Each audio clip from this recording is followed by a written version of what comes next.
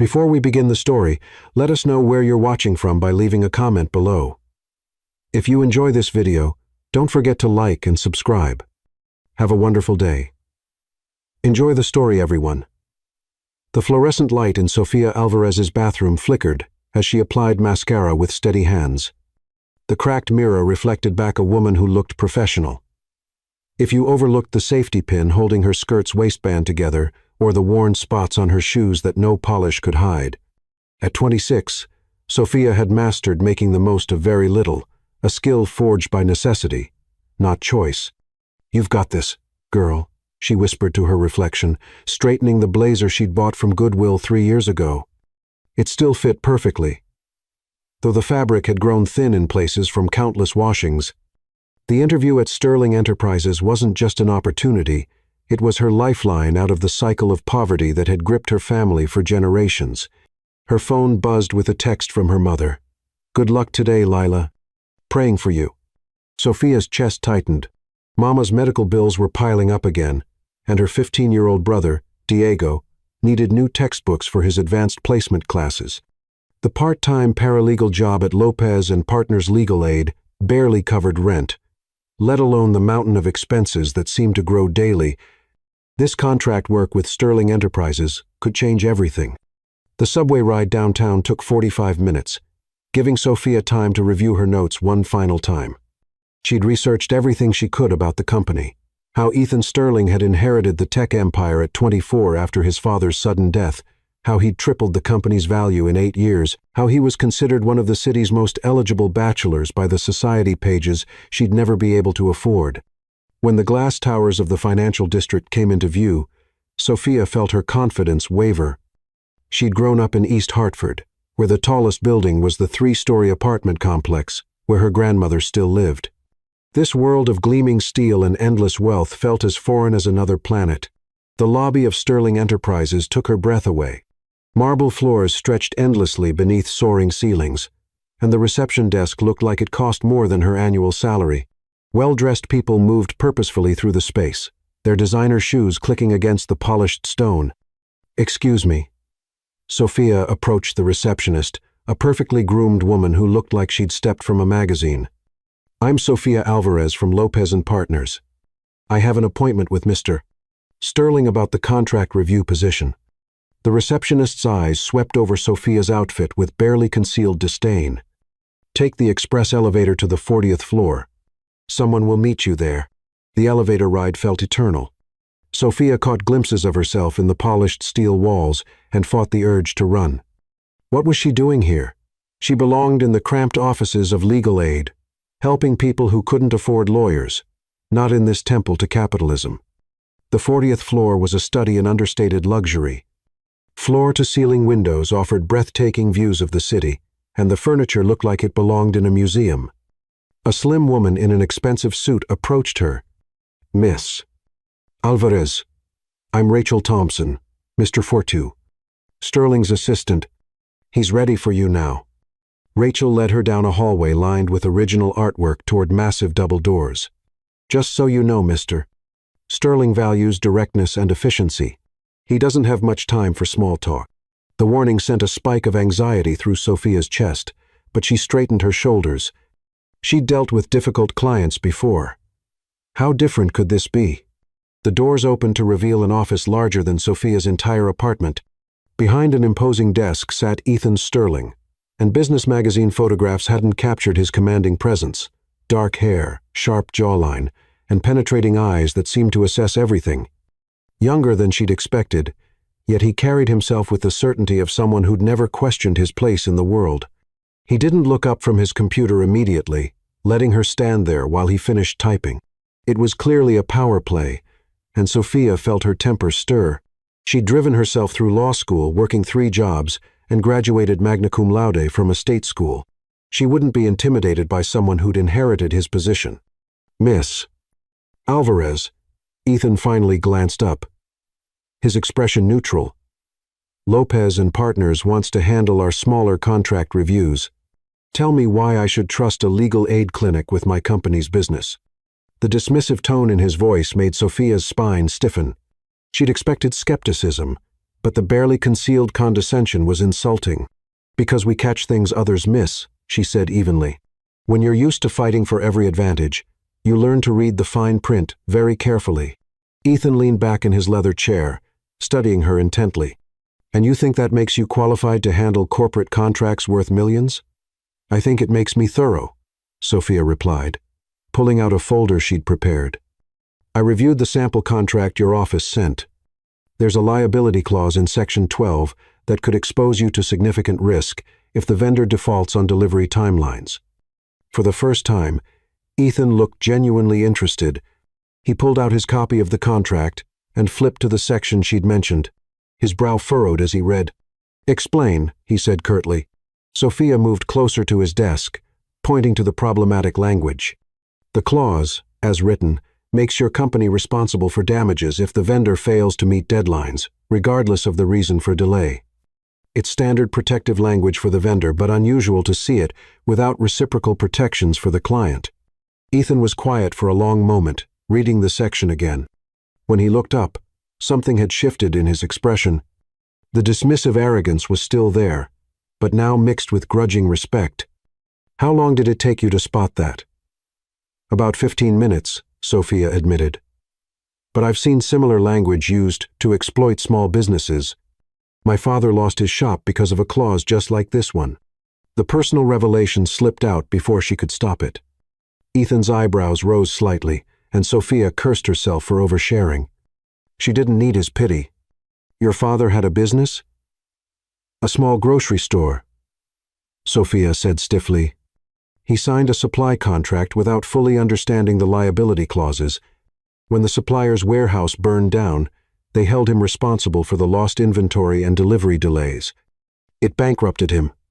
Ethan was studying her with new intensity, and Sophia felt heat creep up her neck. She shouldn't have told him that. It made her sound bitter, damaged. But something in his expression wasn't pity. It was curiosity. "That's unfortunate," he said finally, "but business is business. Sometimes people get hurt." The casual callousness of his words hit Sophia like a slap. Sometimes people get hurt because others deliberately structure deals to protect themselves at the expense of the vulnerable. She shot back before she could stop herself. The air in the room grew tense. Ethan's jaw tightened, and Sophia realized she'd just lectured one of the most powerful men in the city about business ethics. Her career was probably over before it started. But instead of ending the meeting, Ethan leaned forward, his eyes never leaving her face. "You think I structure my deals to hurt people, Miss Alvarez? I think you structure them to protect your interests," Sophia replied carefully. "Which is smart business. But it doesn't mean the consequences aren't real for the people on the other side." They stared at each other across the vast desk, and Sophia felt something electric in the air between them. It wasn't just professional tension. There was something deeper, more primal. Ethan was devastatingly handsome, but more than that, he was intelligent and powerful in a way that both attracted and intimidated her. "The contract is for 6 months initially," Ethan said abruptly. "Lopez and Partners will review all vendor agreements under $50,000. You'll report directly to my legal team, but I want weekly summaries of any issues you identify." Sophia blinked, stunned. "Does that mean it means you're hired, Miss Alvarez?" Ethan's lips curved in what might have been a smile. "Don't make me regret it." As Sophia left his office, her heart was racing for reasons that had nothing to do with landing the contract. Ethan was everything she should despise: privileged, arrogant, dismissive of people like her. But the way he'd looked at her, the spark of interest in his eyes when she'd challenged him, had awakened something she hadn't expected. This job was supposed to solve her financial problems. She hadn't counted on it creating entirely new complications of the heart. Chapter 2. Professional Tension. 3 weeks into her contract with Sterling Enterprises, Sophia had established a routine that both energized and challenged her. Every morning, she took the 6:30 a.m. subway from her working-class neighborhood to the gleaming financial district, carrying lunch in a brown bag while surrounded by commuters with expensive coffee and designer accessories. The gulf between worlds never stopped striking her. In elevator rides to the 32nd floor, where the legal department operated, she stood quietly in her carefully maintained thrift store clothes, listening to conversations about Hampton's weekends and exclusive restaurant reservations. She didn't belong here yet, but she was determined to earn her place. "Alvarez," called Michael Liu, the head of legal, from his glass-walled office. "I've got another batch of vendor contracts for you to review. Marketing wants to expedite these, so I need your analysis by Thursday." Sophia hurried over, accepting the thick folder with genuine enthusiasm. In 3 weeks, she'd reviewed 47 contracts and caught 12 significant issues that could have cost the company thousands. The work was challenging in ways her legal aid cases never were. These contracts involved complex intellectual property clauses, international shipping terms, and liability structures that required careful analysis. "Also," Michael added, lowering his voice, "Sterling wants to sit in on today's review meeting. He's been asking about your work specifically." Sophia's pulse quickened involuntarily. She'd only seen Ethan Sterling twice since her interview, once in the elevator, where he'd nodded politely but distantly, and once in the hallway, where he'd walked past without acknowledging her at all. She told herself she was relieved by his lack of attention, but her body's reaction to hearing his name suggested otherwise. "Did he say why?" she asked, trying to keep her voice neutral. Michael shrugged. "Doesn't explain himself to anyone. Just make sure you're prepared." 2 hours later, Sophia sat in the 20th floor conference room, surrounded by the legal team as they waited for Ethan to arrive. Through the floor-to-ceiling windows, she could see the city sprawling endlessly below. A reminder of how high she'd climbed from her modest beginnings. "Before Mr. Sterling gets here," said Michael, "let's review Sophia's findings on the Thompson Technology contract." Sophia opened her folder, but before she could speak, the conference room door opened, and Ethan strode in.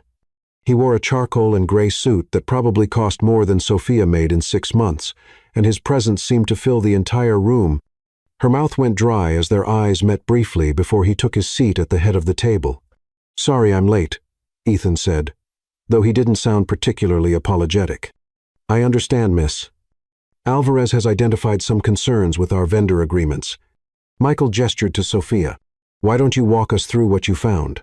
Sophia took a steadying breath and launched into her analysis. The Thompson contract contains termination clauses that heavily favor the vendor. If we need to end the relationship for non-performance, we're required to provide 90 days' notice and pay a substantial penalty. However, Thompson can terminate immediately for any reason, with only 30 days' notice and no penalty. "That's fairly standard," interrupted Robert Thompson, one of the senior attorneys. "We needed their services, so we accepted their terms."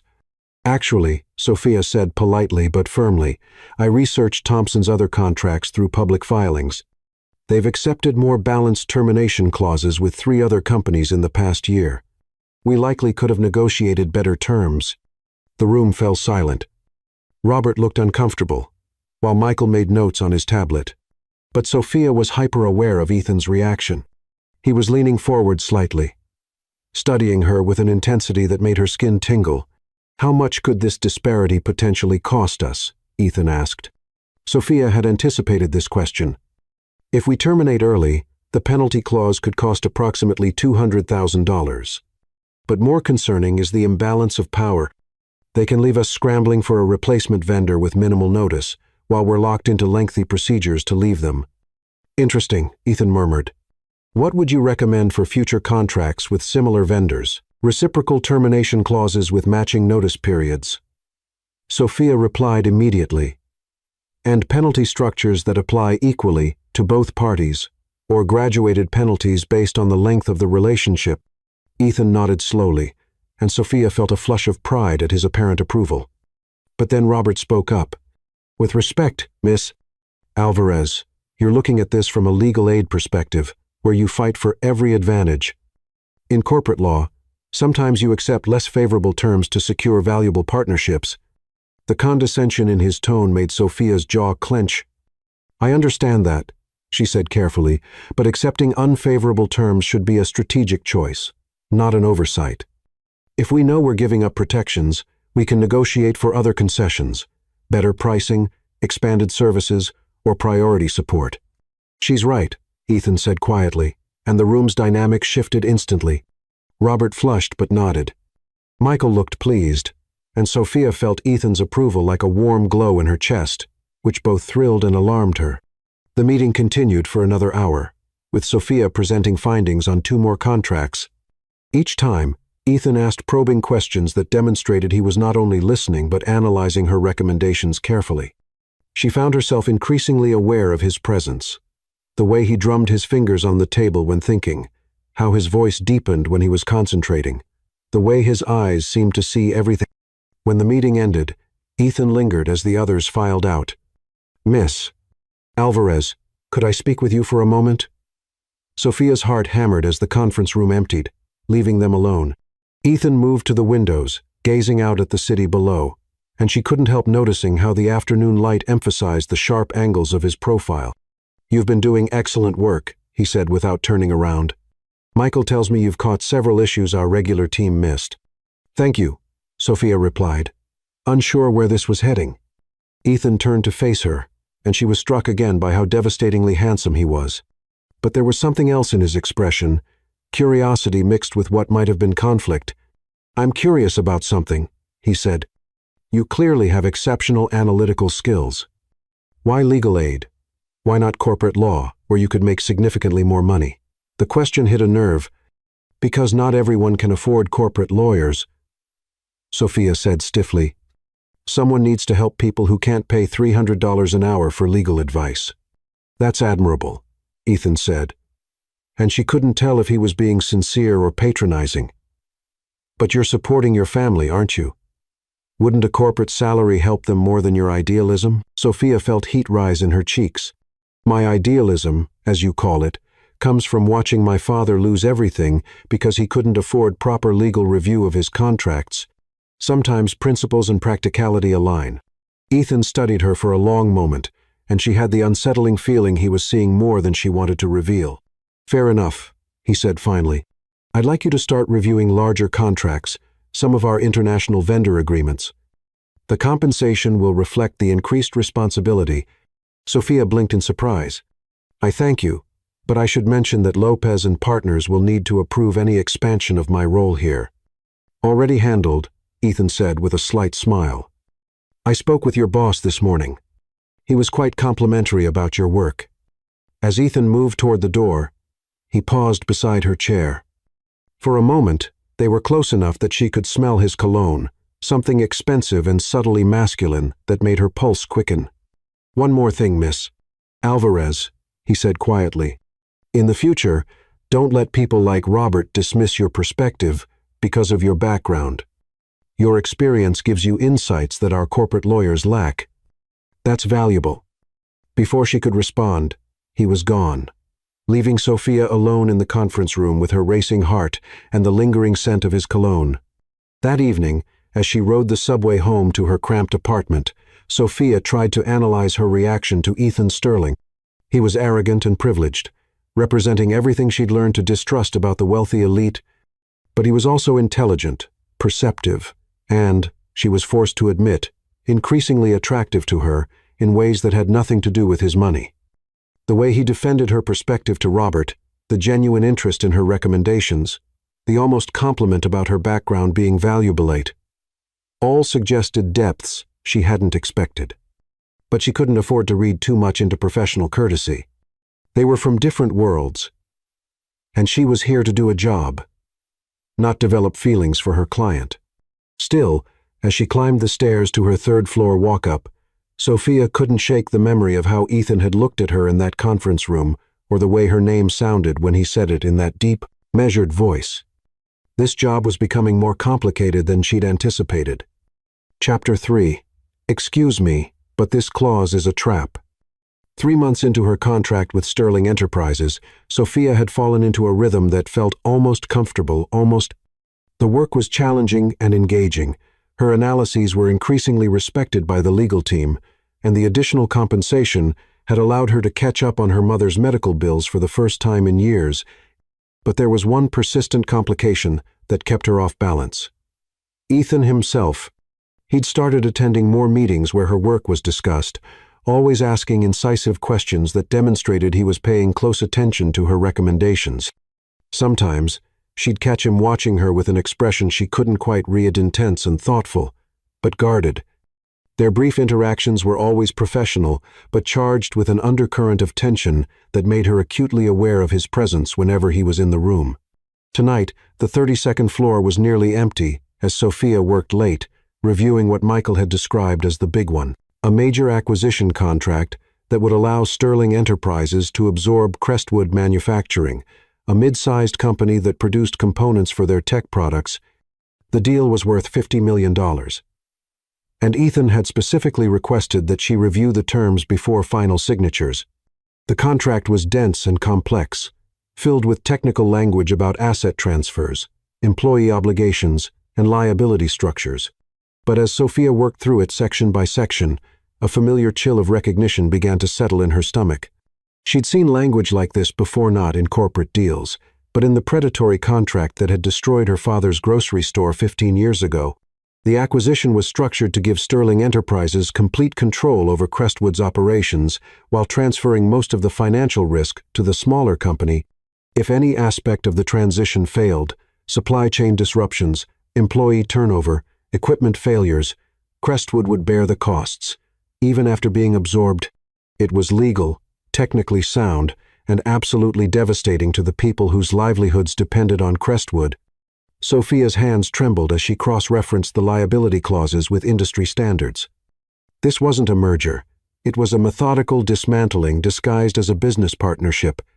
Once Ethan's company took control, they could strip Crestwood's assets, eliminate redundant positions, and walk away clean if anything went wrong, leaving former Crestwood employees and vendors to absorb the losses. The worst part was how clever it was. Every clause had plausible justification.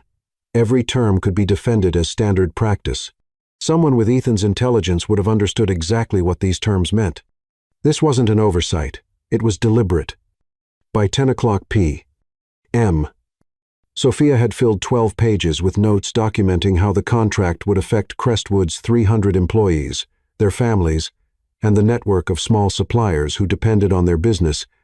The human cost was staggering, but she doubted anyone else had bothered to calculate it. Her coffee had gone cold hours ago, but she was too agitated to notice. She kept thinking about her father, how proud he'd been of his little grocery store, how he'd trusted the supplier who'd promised him better prices and more reliable delivery. The contract that ruined him had contained similar language, reasonable, sounding terms that shifted all the risk to the smaller party. "Still here, Miss Alvarez?" Sophia looked up to find Ethan standing in the doorway of the small office she'd been assigned. He'd loosened his tie and rolled up his sleeves, looking less formal but somehow more dangerous in the empty building, with only the security lights illuminating the hallway behind him. His presence felt more intimate than their usual professional encounters. "I wanted to finish reviewing the Crestwood contract," she said, hearing the strain in her voice. Ethan stepped into the office, and she was suddenly aware of how small the space was, how his tall frame seemed to fill it completely. "Find anything interesting?" The casual tone of his question made something snap inside her. He knew exactly what was in that contract. He knew what it would do to those people, and he was standing there acting like it was just another business deal. "Interesting?" Sophia stood abruptly, her chair rolling back against the wall. "You could call it that." Ethan raised an eyebrow at her tone, but his expression remained neutral. "I take it you have concerns." "Concerns?" Sophia's voice rose despite her efforts to stay professional. She grabbed her analysis and strode around the desk, stopping directly in front of him. "Excuse me, but this clause is a trap." Ethan's confident smile, the one that had been playing at the corners of his mouth, instantly faded. His blue eyes sharpened, focusing on her with sudden intensity. "Explain," he said quietly. "This entire contract is designed to destroy Crestwood while protecting you from any consequences," Sophia said, her professional composure cracking. "You're not acquiring them. You're dismantling them piece by piece and making them pay for the privilege." "That's quite an accusation," Ethan said, his voice cooling. "Perhaps you should be more specific." Sophia opened her folder with shaking hands. "Section 12 makes Crestwood responsible for all transition costs, including employee severance, if you decide their positions are redundant. Section 18. Transfers liability for any supply chain disruptions to them, even though you'll be controlling operations. Section 24. I'm familiar with the terms, Ethan interrupted. What's your point? My point is that this contract is exactly like the one that bankrupted my father. The words exploded out of her before she could stop them. The same predatory structure, the same impossible terms disguised as standard business practice. You're going to destroy 300 families, and you're making it their fault. Ethan was silent for a long moment, studying her with an expression she couldn't read.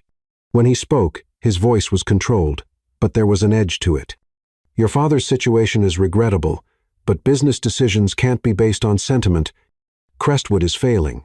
We're offering them a way to preserve some value. By crushing them, Sophia shot back. You're not saving anything. You're picking the bones clean and leaving the rest to rot. And what would you suggest? Let them fail completely? At least this way, some jobs are preserved. Some jobs? Sophia laughed bitterly. According to your own projections, you'll eliminate 2/3 of their workforce within 6 months. The survivors will be working for wages you couldn't legally pay anyone else, because they'll technically still be Crestwood employees until you decide to formally terminate their contracts. Ethan's jaw tightened. You're being naive, Miss Alvarez. This is how business works. Companies that can't compete get absorbed by stronger ones. It's natural selection. Natural selection? Sophia stared at him in disbelief. These are people, not animals. Lucia Martinez has worked in Crestwood's accounting department for 15 years. She's got 3 kids and a mother with dementia.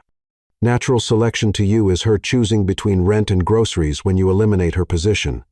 How do you know about specific employees? Ethan asked sharply. Because I did my research, Sophia replied. I looked at their employee records, their supplier networks, their community connections. I calculated what this deal actually means for real people, not just profit margins. You had no authorization to access that information. It's all public record. Annual reports, business filings, local newspaper articles about their community involvement. Information that apparently no one else bothered to review because it doesn't affect the bottom line. They were standing very close now, and Sophia could see golden flecks in Ethan's blue eyes, could feel the heat radiating from his body. The anger and passion in her voice seemed to have awakened something in him.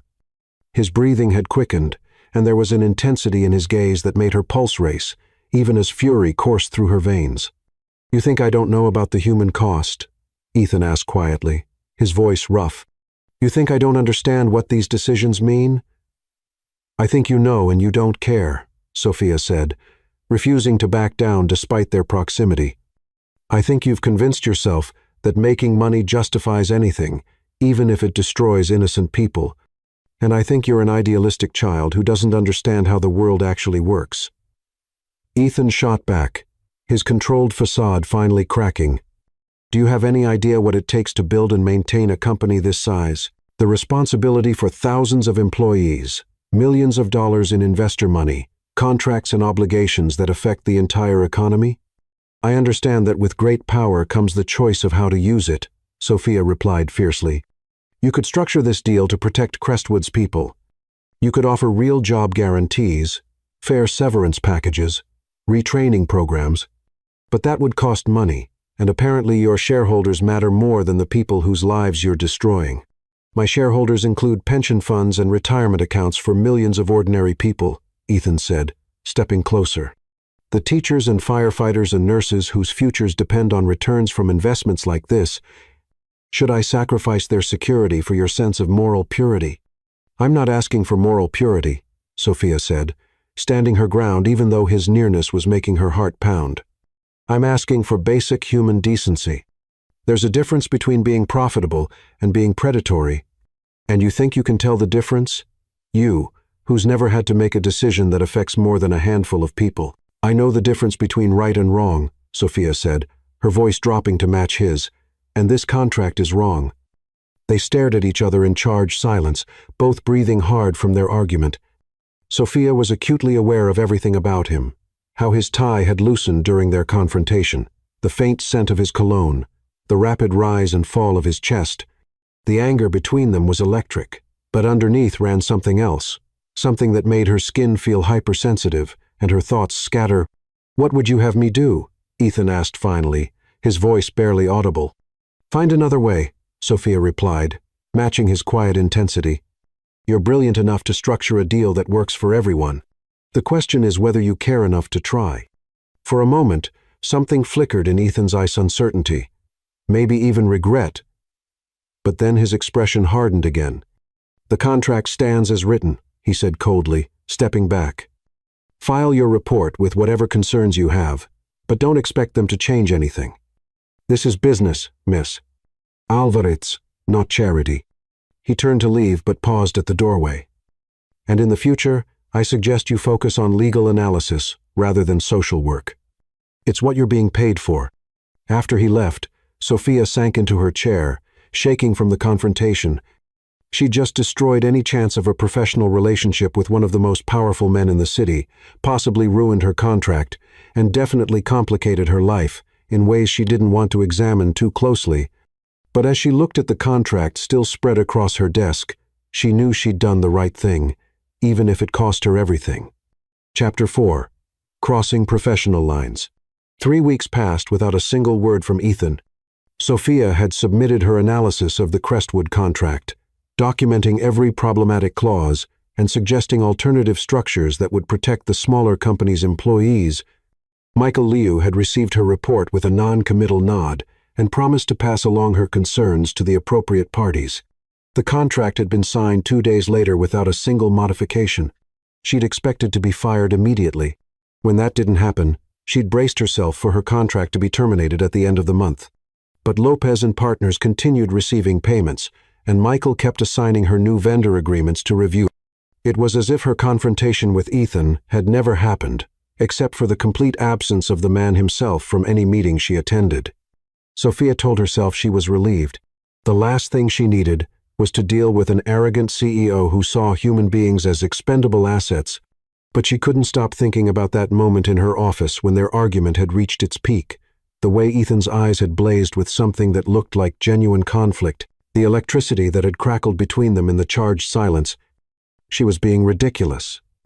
Ethan was everything she despised about corporate America: privileged, ruthless, and willing to destroy lives for profit.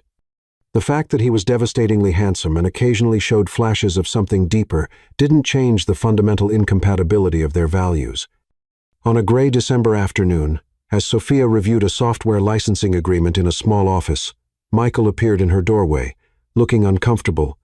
"Sophia, Mr. Sterling wants to see you in his office." Her stomach clenched. This was it, the delayed termination she'd been expecting.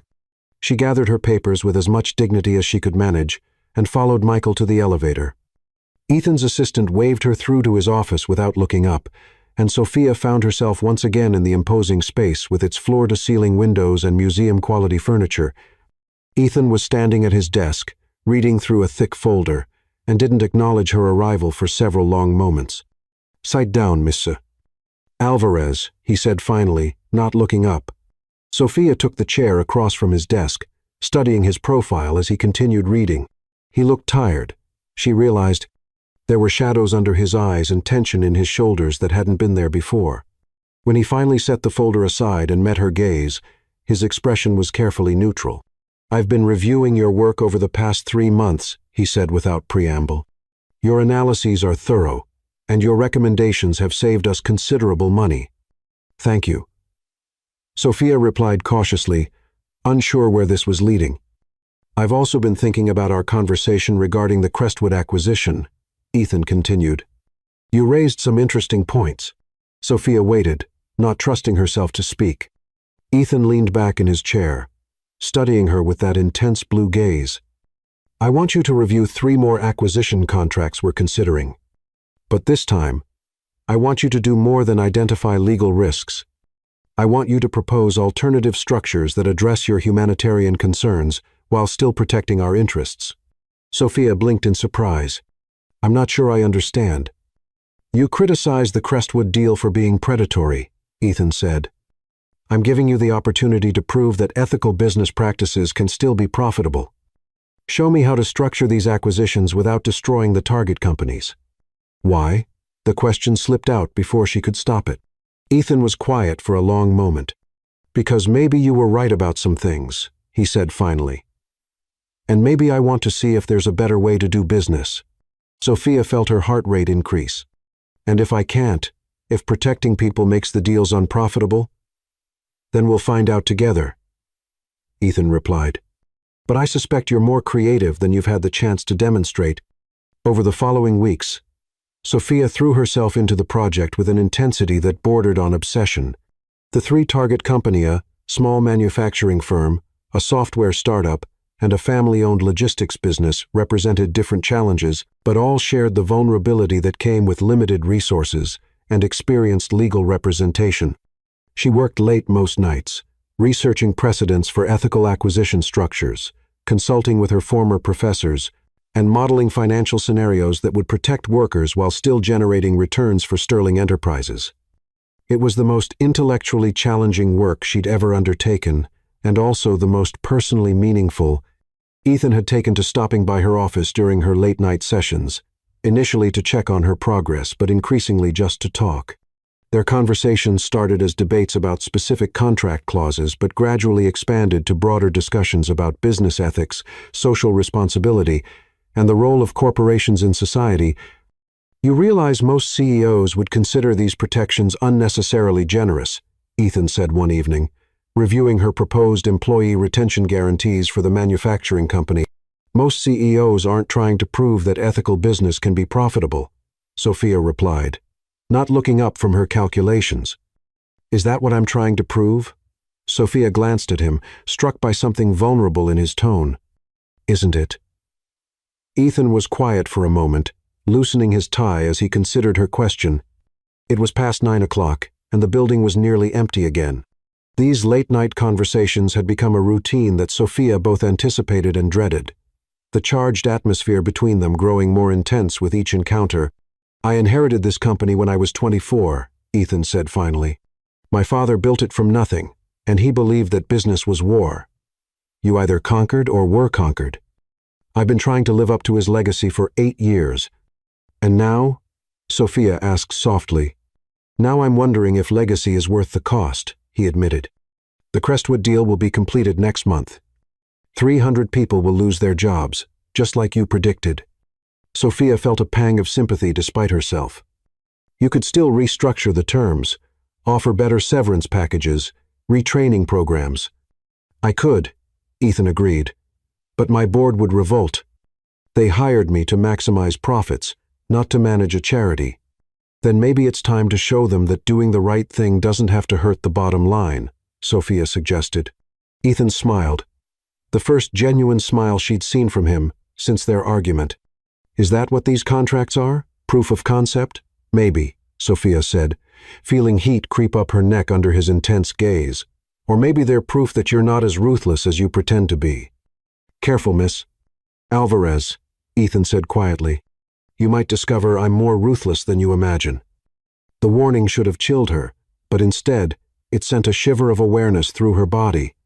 The air between them had grown thick with tension, and she was acutely conscious of how alone they were in the empty building.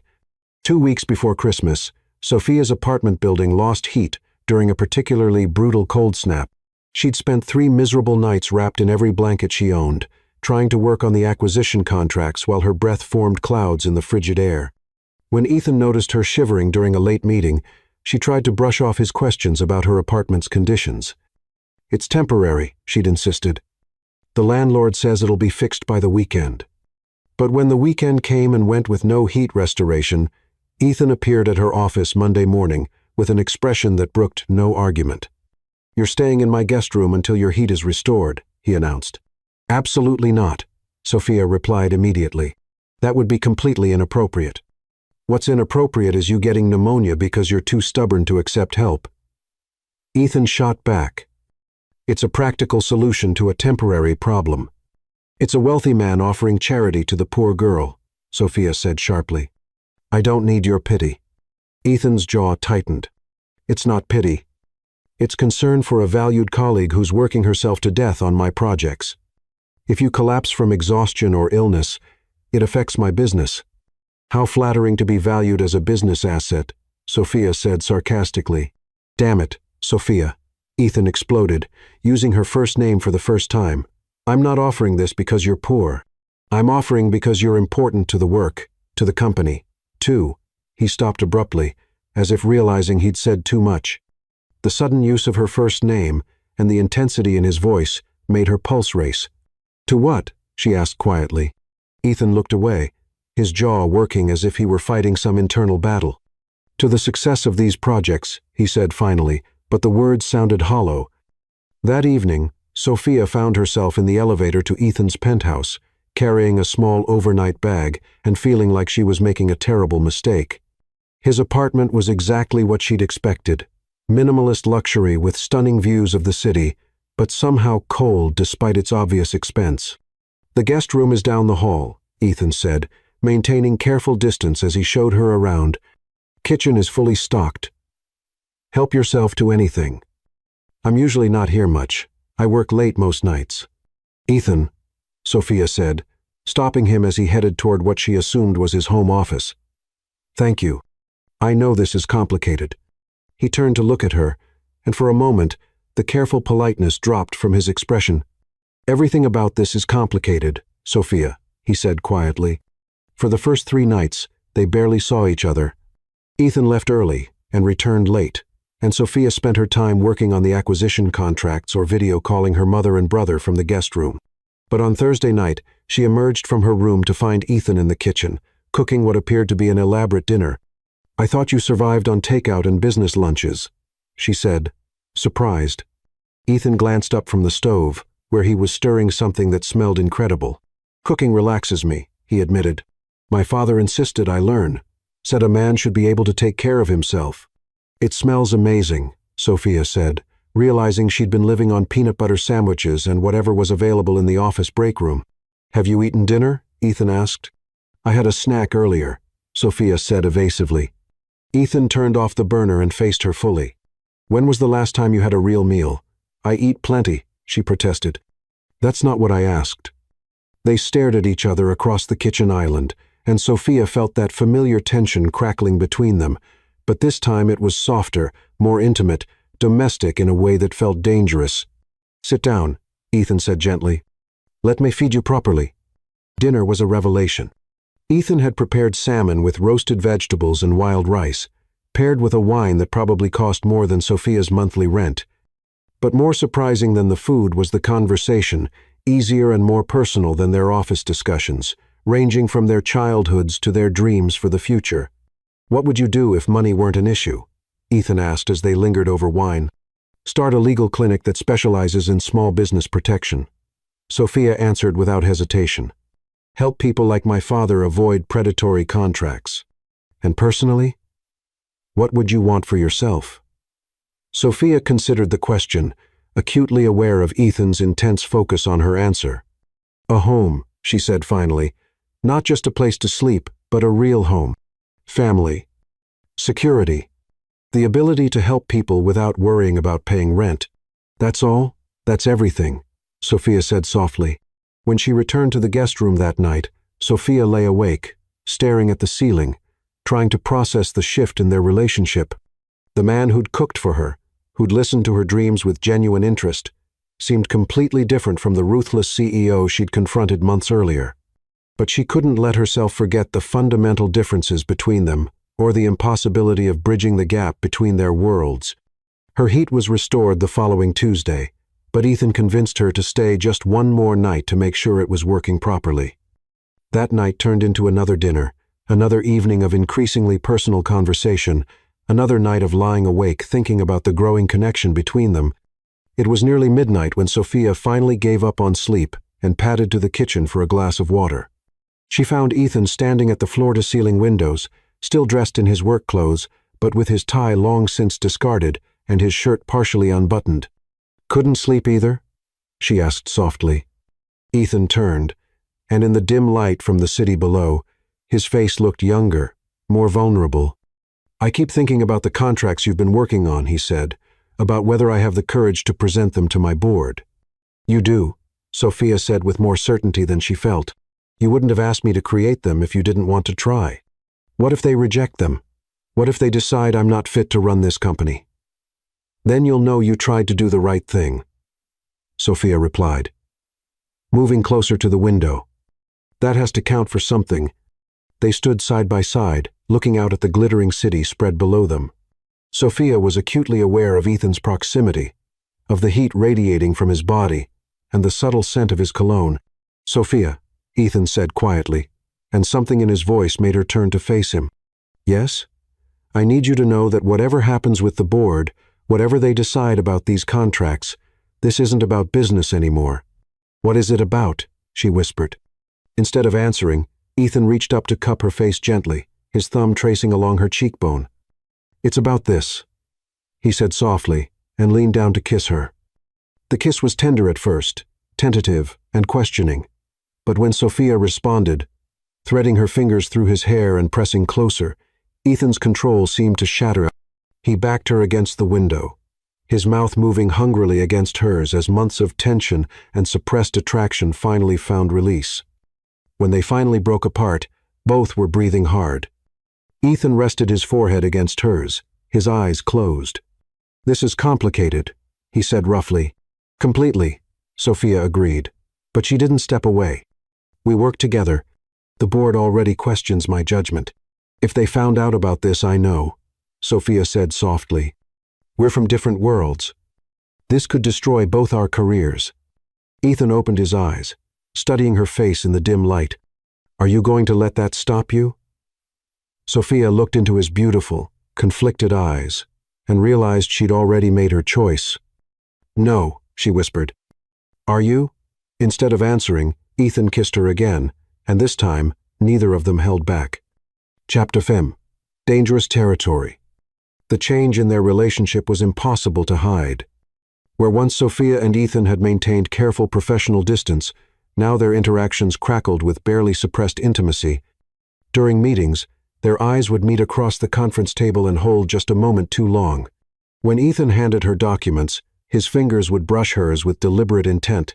When Sophia presented her analysis, she found herself unconsciously angling her body toward him, drawn by the magnetic pull that seemed to exist between them. It had been 3 weeks since their first kiss in his penthouse, 3 weeks of stolen moments and carefully maintained facades. They hadn't been alone together since that night. Ethan had thrown himself into preparing for the board presentation of her acquisition contracts, while Sophia had moved back to her apartment and tried to pretend her world hadn't been completely upended by the taste of his mouth and the feel of his hands in her hair. But pretending was becoming impossible when every professional interaction felt charged with sexual tension. Miss Alvarez's restructuring proposals are certainly creative, said board member Gregory Pierce during the Wednesday morning presentation, his tone suggesting creativity was not a virtue, but they significantly reduce our profit margins on all 3 acquisitions. Sophia sat at the end of the conference table, technically present as a legal consultant, but feeling very much like she was on trial. The 12 board members, 11 rupees men in expensive suits, and 1 woman who looked like she could buy and sell small countries, had listened to Ethan's presentation with varying degrees of skepticism. The profit reduction is minimal, Ethan replied smoothly, and the risk mitigation more than compensates for the lost revenue. These structures protect us from costly litigation and public relations disasters. Since when do we make business decisions based on public relations? Asked Eleanor Grayson, the woman on the board, whose family had been major shareholders since Ethan's father founded the company. Since social media can destroy a company's reputation overnight, Ethan answered, consumer loyalty increasingly depends on perceived corporate ethics. Board member Charles Numano, relation to the company they'd recently acquired, leaned forward with a predatory smile. And is this sudden interest in ethics related to your consultation with Miss Alvarez? I understand she has quite strong opinions about corporate responsibility. The implication in his voice made Sophia's stomach clench, but Ethan's expression remained perfectly controlled. Miss Alvarez's recommendations are based on sound legal analysis and industry best practices, he said coolly. Her personal background helps her identify risks that our corporate attorneys might miss. I'm sure her background is quite illuminating, Newman said with barely concealed condescension.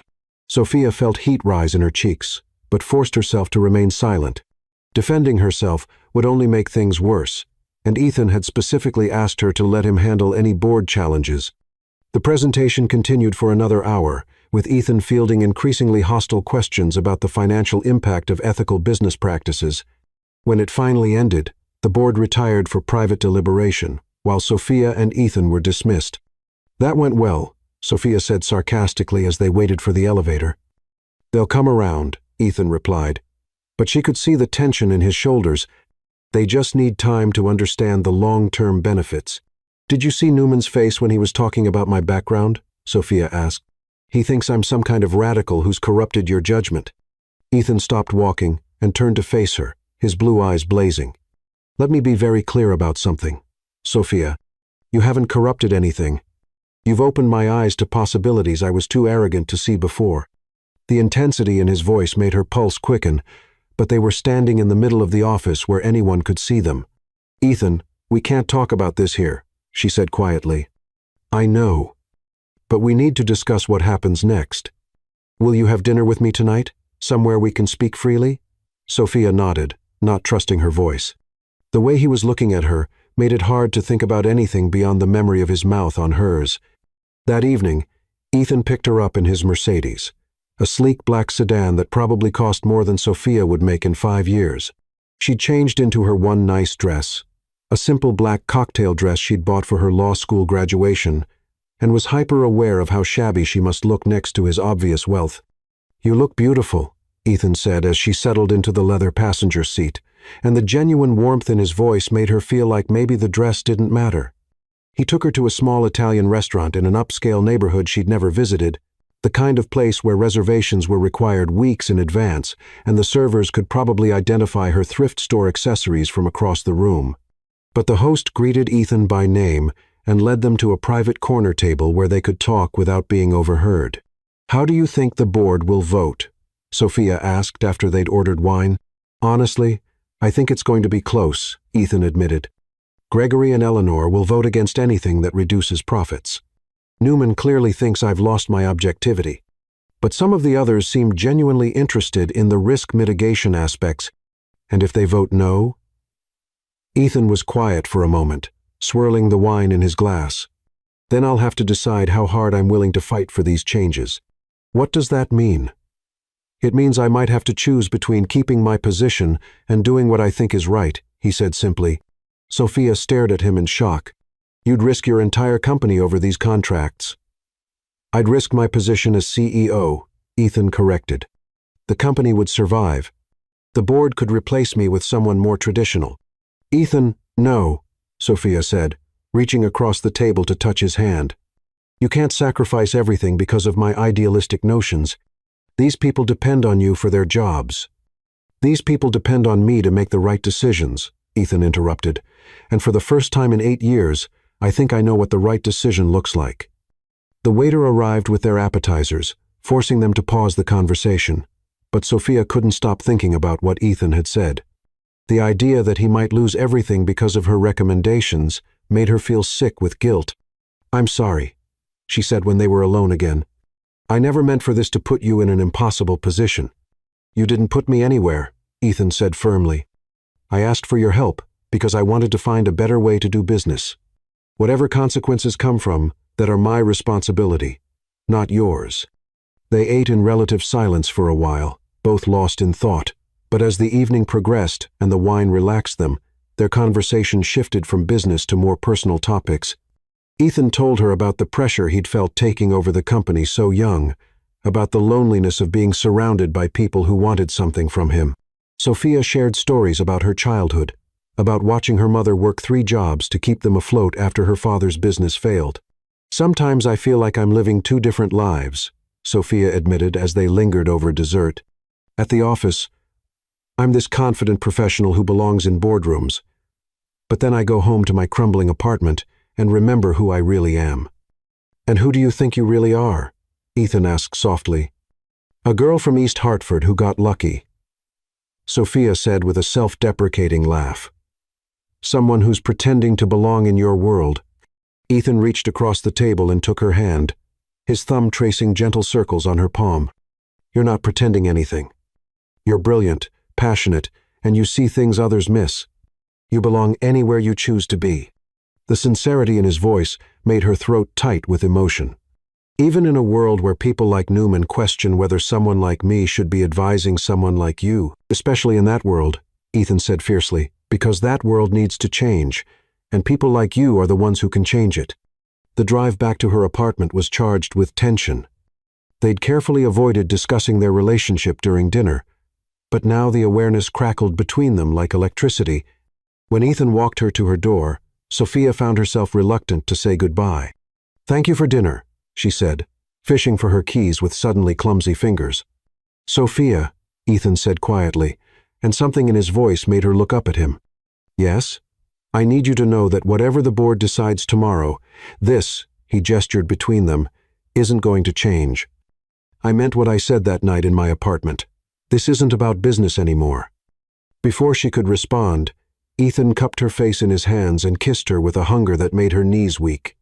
She melted against him, her keys falling forgotten to the ground as she wound her arms around his neck and lost herself in the taste and feel of him. When they finally broke apart, both were breathing hard. Ethan rested his forehead against hers, his eyes closed. "I should go," he said roughly. "Should," Sophia agreed, but neither of them moved. "If I stay, everything changes," Ethan warned. "We won't be able to pretend this is just professional anymore." "Maybe I'm tired of pretending," Sophia whispered. Ethan's eyes opened, searching her face in the dim hallway light. "Are you sure? Because once we cross this line, there's no going back." Instead of answering, Sophia picked up her keys and unlocked her apartment door. "Come in," she said softly. Ethan hesitated for just a moment, then followed her inside. Sophia's apartment was tiny and shabby compared to his penthouse, a cramped studio with second-hand furniture and a radiator that clanged through the night. But as Ethan looked around, his expression wasn't judgmental. If anything, he seemed fascinated by the personal touches that made the small space uniquely hers: family photos, law school textbooks, a laptop covered in coffee stains from late-night study sessions. "This is really you," he said quietly, picking up a picture of her with her mother and brother at her law school graduation. "Disappointed?" Sophia asked, suddenly self-conscious about the contrast between their living situations.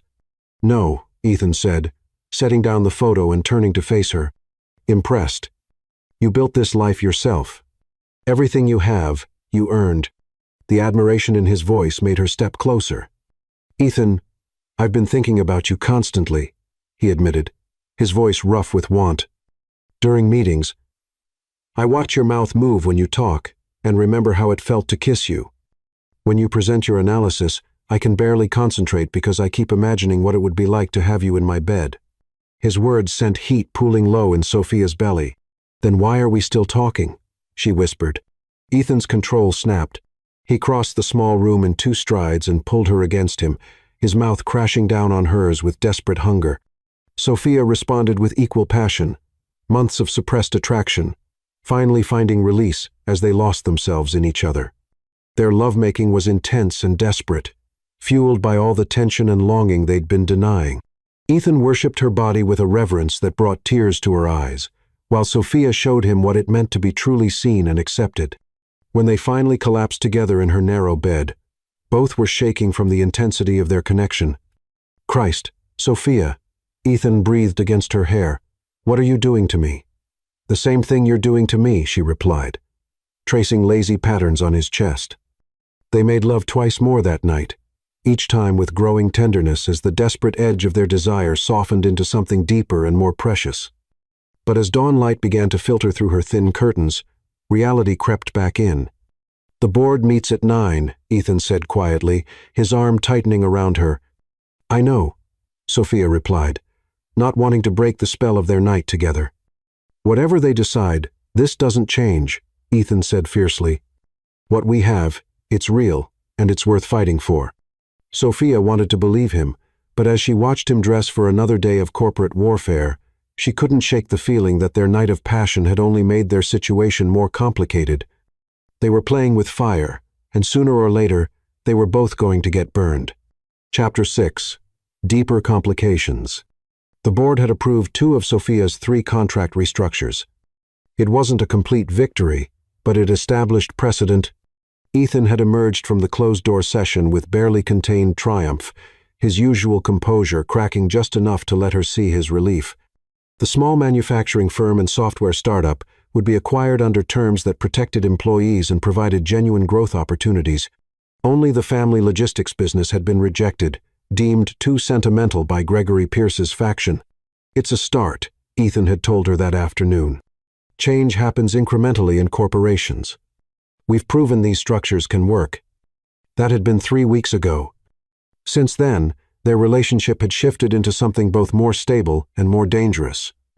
They'd established unspoken rules: no public displays of affection, minimal personal interaction during business hours, absolute discretion about their private time together. But despite their caution, Sophia was increasingly aware that people were starting to notice. Rachel Thompson, Ethan's assistant, had begun treating Sophia with new deference that felt uncomfortable. Michael Liu made knowing comments about her special insight into the CEO's thinking.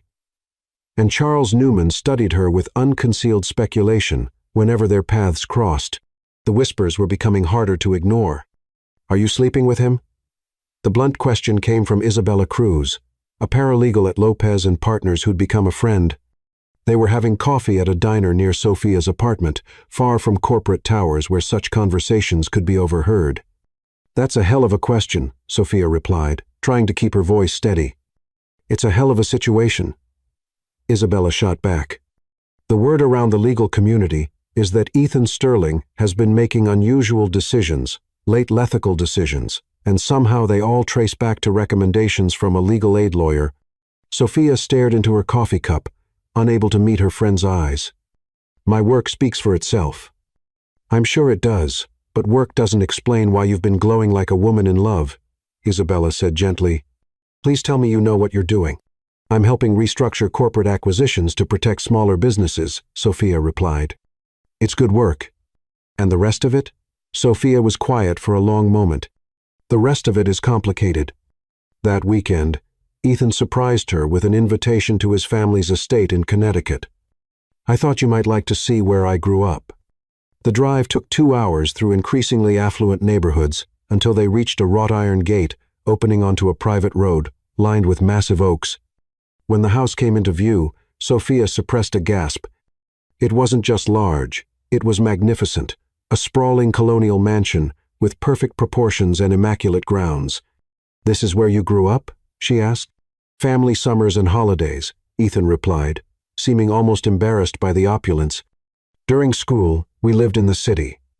The interior was exactly what Sophia expected from old money. Antique furniture, oil paintings of stern ancestors, rooms that belonged in museums.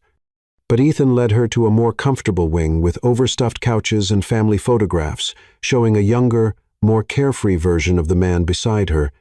"You were adorable," Sophia said, studying a picture of 8-year-old Ethan with a gap-toothed grin, holding a fishing rod. "I was a terror," Ethan corrected. "I once convinced the groundskeeper to help me dig a moat around the entire east wing. Did it work?" "Until my mother found out and made me fill it back in," Ethan said with a laugh. They spent the afternoon exploring formal gardens, a pond where Ethan had learned to fish, a tennis court where he'd been forced to take lessons. Sophia tried to imagine growing up in such luxury, but the gap between their childhoods was too vast to bridge. "Tell me about your house," Ethan said as they walked through his mother's rose garden. "It was a 3-bedroom unit in a building that housed 12 families," she said finally. "No yard, but there was a playground where kids would gather after school. My bedroom window faced an alley, but if I stood on my bed, I could see a slice of sky between buildings." "Were you happy there?" Ethan asked. "Most of the time," Sophia replied honestly. "We didn't have much money, but we had each other. My mother worked constantly, but she always made time for Diego and me. She sounds like an amazing woman." "She is," Sophia said softly. "Everything I am, I owe to her." That evening, Ethan cooked dinner in the estate's kitchen, a smaller, more intimate version of the meal he'd prepared at his penthouse. Away from the city and pressures of their professional lives, they could simply be themselves. "I've been thinking about what you said that night," Ethan said, as they sat on the terrace with wine, watching the sunset over his family's grounds. About wanting a real home. What about it? This place has been in my family for 70 years, but it's never felt like home to me, Ethan admitted. It's beautiful, but cold, formal. I've always felt like a guest here. Where does feel like home? Sophia asked. Ethan turned to look at her, his eyes serious. Lately, wherever you are, the simple words hit her like a physical blow. Ethan, I know it's too soon to say things like that, he continued quickly. But I need you to know that what I feel for you, it's not just attraction or curiosity about someone from a different world. It's more than that. Instead of responding with words, Sophia set down her wine glass and moved to straddle his lap, kissing him with all the emotions she couldn't express. Their lovemaking that night was different from previous encounters, slower, more tender, with an intimacy that went beyond the physical. They explored each other with reverent touches, as if trying to memorize every sensation. Afterward, as they lay tangled together in Ethan's childhood bedroom, Sophia felt a peace she'd never experienced. For the first time, she allowed herself to imagine a future that included this not just passion and attraction, but the deep contentment of being truly known and accepted. I love you, she whispered against his chest, the words slipping out before she could stop them. Ethan's arms tightened around her. I love you too, he said quietly, more than I knew was possible. They spent Sunday morning in bed, making love lazily and talking about everything and nothing. Ethan showed her photo albums from his childhood, while Sophia shared stories about her family that made him laugh until tears streamed down his face. It was while Ethan was in the shower that afternoon that Sophia discovered the documents that would change everything. She'd been looking for something to read and wandered into his father's old study. The room was clearly a shrine to the family patriarch. Diplomas covering walls, a massive desk, bookshelves filled with business journals. Sophia was browsing books when she noticed a thick folder that had fallen behind one of the shelf units. Curious, she pulled it out and opened it, expecting family memorabilia. Instead, she found board meeting minutes from 5 years earlier. The documents detailed a systematic strategy for identifying vulnerable minority-owned businesses in emerging markets and structuring acquisition offers that would be difficult to refuse but advantageous for consolidation. The language was clinical, but the intent was clear. Sterling Enterprises had deliberately targeted businesses owned by people of color, women, and immigrants. Sophia's hands trembled as she read page after page of strategic planning that treated human beings like chess pieces. The folder contained detailed profiles of target companies, analysis of their financial vulnerabilities, and recommended approaches for leveraging cultural and economic disadvantages. One name made her blood run cold. Lopez Electronics, a small business owned by her uncle Javier that had been forced to sell to a competitor 5 years ago after supplier contracts mysteriously went bad. According to these documents, Sterling Enterprises had orchestrated those failures by pressuring suppliers to breach contracts with Lopez Electronics, then acquiring the company's assets at a fraction of their value. Her uncle had lost everything: his business, his life savings, his faith in the American dream.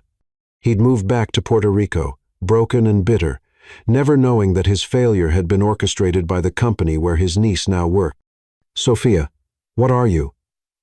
Ethan's voice cut off as he appeared in the doorway and saw what she was holding.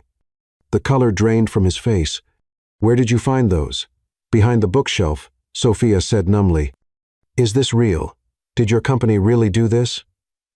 Ethan was quiet for a long moment, his jaw working. Those are old documents from before I made changes to our acquisition strategy. Before you made changes? Sophia's voice rose. Ethan, this folder is from 5 years ago. You've been CEO for 8 years. This happened on your watch. It happened according to policies my father established, Ethan said defensively. I inherited a company culture that I've been trying to change. Lopez Electronics, Sophia said, her voice shaking. Javier Lopez. That was my uncle, Ethan. Your company destroyed my uncle's life. The words hung between them like a physical blow. Ethan's face went white. Sophia, too, didn't know. You didn't know? She stood up, the folder clutched in her trembling hands. You didn't know that your company was systematically targeting minority-owned businesses? You didn't know that while you were sitting in board meetings approving these strategies, real families were losing everything? I inherited those policies, Ethan repeated desperately. When I took over the company, there were dozens of ongoing acquisition projects. I couldn't review every detail. But you could have stopped them, Sophia said, feeling betrayed and naive and utterly foolish. At any point in the last 8 years, you could have said this was wrong and stopped it. I have stopped it, Ethan insisted. The contracts you restructured, the ethical guidelines we're implementing, that's me trying to fix these problems. After how much damage? Sophia asked. How many families destroyed? How many dreams crushed so your shareholders could see better returns? Ethan took a step toward her, his hands outstretched, pleadingly. Sophia, please, you have to understand. I understand perfectly, she said, backing away from him. I understand that I've been sleeping with the man who destroyed my uncle's life. I understand that while I was falling in love with you, you were representing everything I've spent my career fighting against. That's not fair, Ethan said desperately. You know me. You know I'm not that person anymore. Do I? Sophia laughed bitterly. 3 months ago, you were perfectly willing to destroy Crestwood Manufacturing with the same predatory tactics outlined in these documents. The only reason you changed your mind was because I called you out on it. Yes, and I listened to you, Ethan said. I changed because of you. Doesn't that mean anything? It means you're capable of change when it's convenient, Sophia replied. But it doesn't erase the damage you've already done. She moved toward the door, but Ethan stepped into her path. Don't do this, Sophia, he said urgently. Don't let these old documents destroy what we have. We love each other. Love? Sophia stared at him in disbelief. You think love excuses this? You think because I fell for your charm, I should just ignore the fact that you've spent 8 years doing exactly what those documents outline? I think you should give me the chance to make things right, Ethan said quietly. I think you should trust that the man you fell in love with is real, even if it took time for him to emerge. Sophia looked at him, really looked at him, trying to reconcile the man who'd made love to her so tenderly with the executive who'd approved strategies for destroying businesses like her uncle's. The worst part was that she could see genuine remorse in his eyes, real pain at having hurt her. But remorse didn't bring back her uncle's business. Love didn't resurrect dreams that had been systematically crushed. I need to go, she said quietly. Sophia, please, I need time to think, she said more firmly. I need to process this without you trying to convince me it doesn't matter. Ethan stepped aside, his shoulders sagging in defeat. Will you at least let me drive you back to the city? I'll take the train, Sophia replied. I need the space. As she walked out of the study, then out of the house, then down the long driveway toward the gate, Sophia felt like she was leaving more than just Ethan's family estate. She was leaving behind the fantasy that love could bridge the gap between their worlds, that good intentions could erase fundamental differences in their values. The train ride back to the city was the longest 3 hours of her life. Chapter 6. Trust broken. Sophia didn't go to work on Monday. For the first time since starting her contract with Sterling Enterprises, she called in sick and spent the day in her cramped apartment, staring at the documents she'd taken from Ethan's father's study. She'd photocopied them at a 24-hour print shop during her long walk from the train station, needing proof that the nightmare was real. Lopez Electronics, Newman Manufacturing Solutions, Delgado Imports page, after page of businesses owned by people who looked like her, people who'd been systematically targeted because their skin color or accent or limited resources made them vulnerable. The clinical precision of the strategy made her stomach turn. These weren't random acquisitions but calculated attacks on communities that had few resources to fight back. Her phone had been ringing all morning. Ethan, probably, wondering where she was, why she wasn't returning his calls from the night before. She turned it off after the 5th missed call, unable to bear hearing his voice when she was still trying to process the depth of his betrayal. Tuesday morning brought a knock at her door. Sophia opened it to find Michael Liu standing in the hallway, looking uncomfortable. "May I come in?" he asked politely. Sophia stepped aside, suddenly conscious of her apartment's shabbiness. Michael had never been to her home before, and she could see him taking in the cracked plaster, the mismatched furniture, the general air of someone making do with very little. "Mister, Sterling is concerned about you," Michael said without preamble. He asked me to check if you were all right. I'm fine, Sophia replied, though she suspected she looked anything but fine. She hadn't slept in 2 days, and her emotional exhaustion probably showed on her face. Are you planning to return to work this week? Sophia looked at him for a long moment. That depends on whether Sterling Enterprises wants to continue employing someone who asks uncomfortable questions about company practices. Michael's eyebrows rose. Has something happened that I should know about? That's between me and Mr. Sterling, Sophia said carefully. I see. Michael was quiet for a moment. For what it's worth, your work here has been exceptional. The board was very impressed with your acquisition restructures. There's talk of offering you a permanent position with significant advancement opportunities. The irony was devastating. Just when her professional dreams were within reach, she discovered that the company was built on everything she'd spent her career fighting against. I appreciate that, she said quietly. But I need some time to think about whether this is the right fit. Michael nodded slowly. Take the time you need, but don't let personal feelings derail a promising career in corporate law. You have to separate business from emotion. After he left, Sophia sat in her tiny living room and wondered if that was the problem, that she'd never learned to separate business from emotion. Maybe in Ethan's world, systematically destroying minority-owned businesses was just smart strategy, no different from choosing cost-effective suppliers or negotiating favorable lease terms, but she couldn't see it that way. Every document in that folder represented real people whose lives had been upended for corporate profit.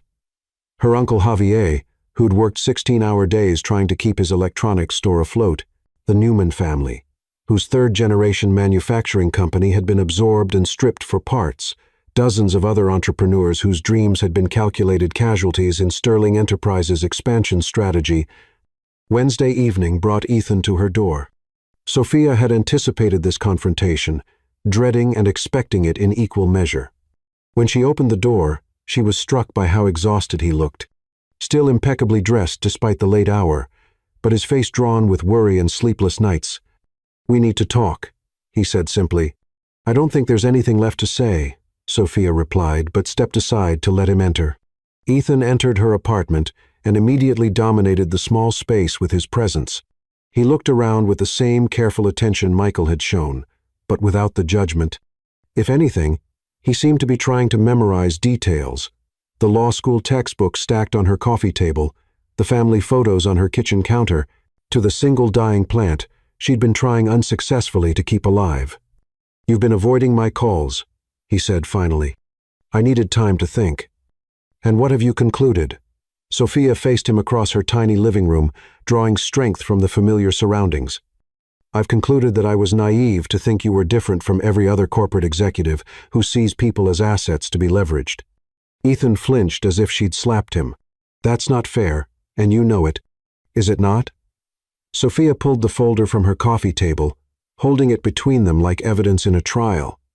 Because these documents suggest otherwise.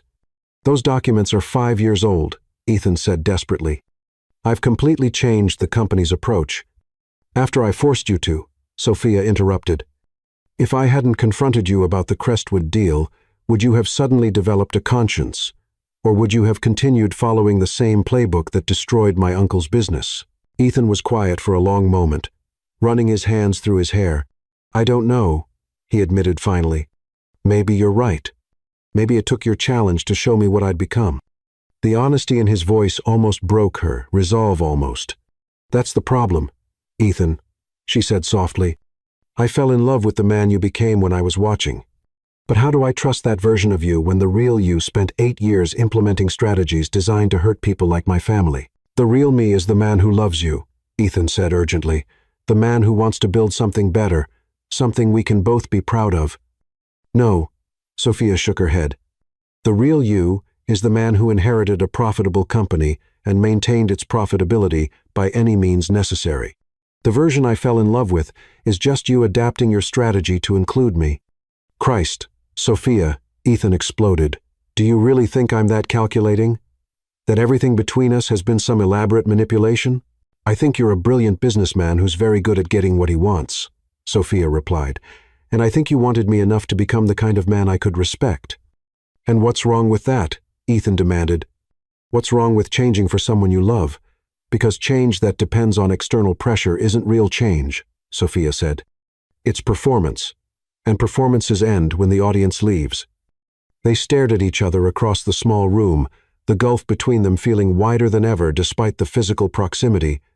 Ethan looked defeated, older than his 32 years. So that's it? He asked quietly. You're going to throw away everything we have because of mistakes I made before I met you? I'm going to protect myself from making an even bigger mistake, Sophia corrected. I'm going to stop pretending that love can bridge the fundamental differences in who we are and what we value. I value you, Ethan said desperately. I value what you've taught me, what you've made me want to become. But you don't value the communities you've hurt, Sophia pointed out. You regret that I found out about it. But do you actually regret doing it? Ethan opened his mouth to respond, then closed it again. The pause was telling. That's what I thought, Sophia said sadly. It's complicated. No, it's not, Sophia interrupted. Either you think what your company did was wrong, or you think it was justifiable business strategy. There's no middle ground. Ethan sat down heavily on her second-hand couch, his head in his hands. You're asking me to condemn 8 years of decisions made under pressure from my board, with incomplete information, while trying to honor my father's legacy and protect thousands of jobs. I'm asking you to take responsibility for the choices you made, Sophia said. I'm asking you to acknowledge that those strategies were wrong, not just inconvenient now that they've been exposed. And if I do, if I stand here and say that every acquisition my company made in the last 8 years was morally wrong, what then? Does that fix anything? Does it bring back your uncle's business? No, Sophia admitted. But it would be a start toward becoming the man you claim you want to be. Ethan looked up at her, his blue eyes bright with unshed tears. I don't know how to be that man, Sophia. I've spent my entire adult life in a world where sentiment is weakness and profit is the only measure of success. You're asking me to completely reinvent myself. I'm not asking you to do anything, Sophia said gently. That's the point. If you want to change, it has to come from you, not from fear of losing me. They sat in silence for several minutes, the weight of their impossible situation settling around them like a shroud. I love you, Ethan said finally. Whatever else you think about me, whatever you believe about my motivations, that's real. I know, Sophia replied, her voice thick with tears she refused to shed. I love you too. That's what makes this so hard. Then don't do this, Ethan pleaded. Don't let my past mistake destroy our future. Our future was always impossible, Sophia said. I just let myself forget that for a while. Ethan stood slowly, straightening his suit jacket with hands that trembled slightly. What about work? Your contract? I'll finish reviewing the vendor agreements I've already started, Sophia said. But after that, I think it's best if Lopez and Partners finds a different consultant for your company. The board won't understand. They'll assume you left because the work was too challenging. Let them assume whatever they want, Sophia replied. It doesn't matter anymore. Ethan moved toward the door, then stopped and turned back to her. For what it's worth, you're wrong about one thing. What's that? You didn't make me want to become a better man, Ethan said quietly. You made me realize that I already was one, buried under 8 years of compromises and rationalizations. You didn't change me, Sophia. You just helped me remember who I used to be. After he left, Sophia finally allowed herself to cry, great heaving sobs that shook her small frame and left her gasping for breath. She cried for her uncle Javier and all the other entrepreneurs whose dreams had been systematically crushed.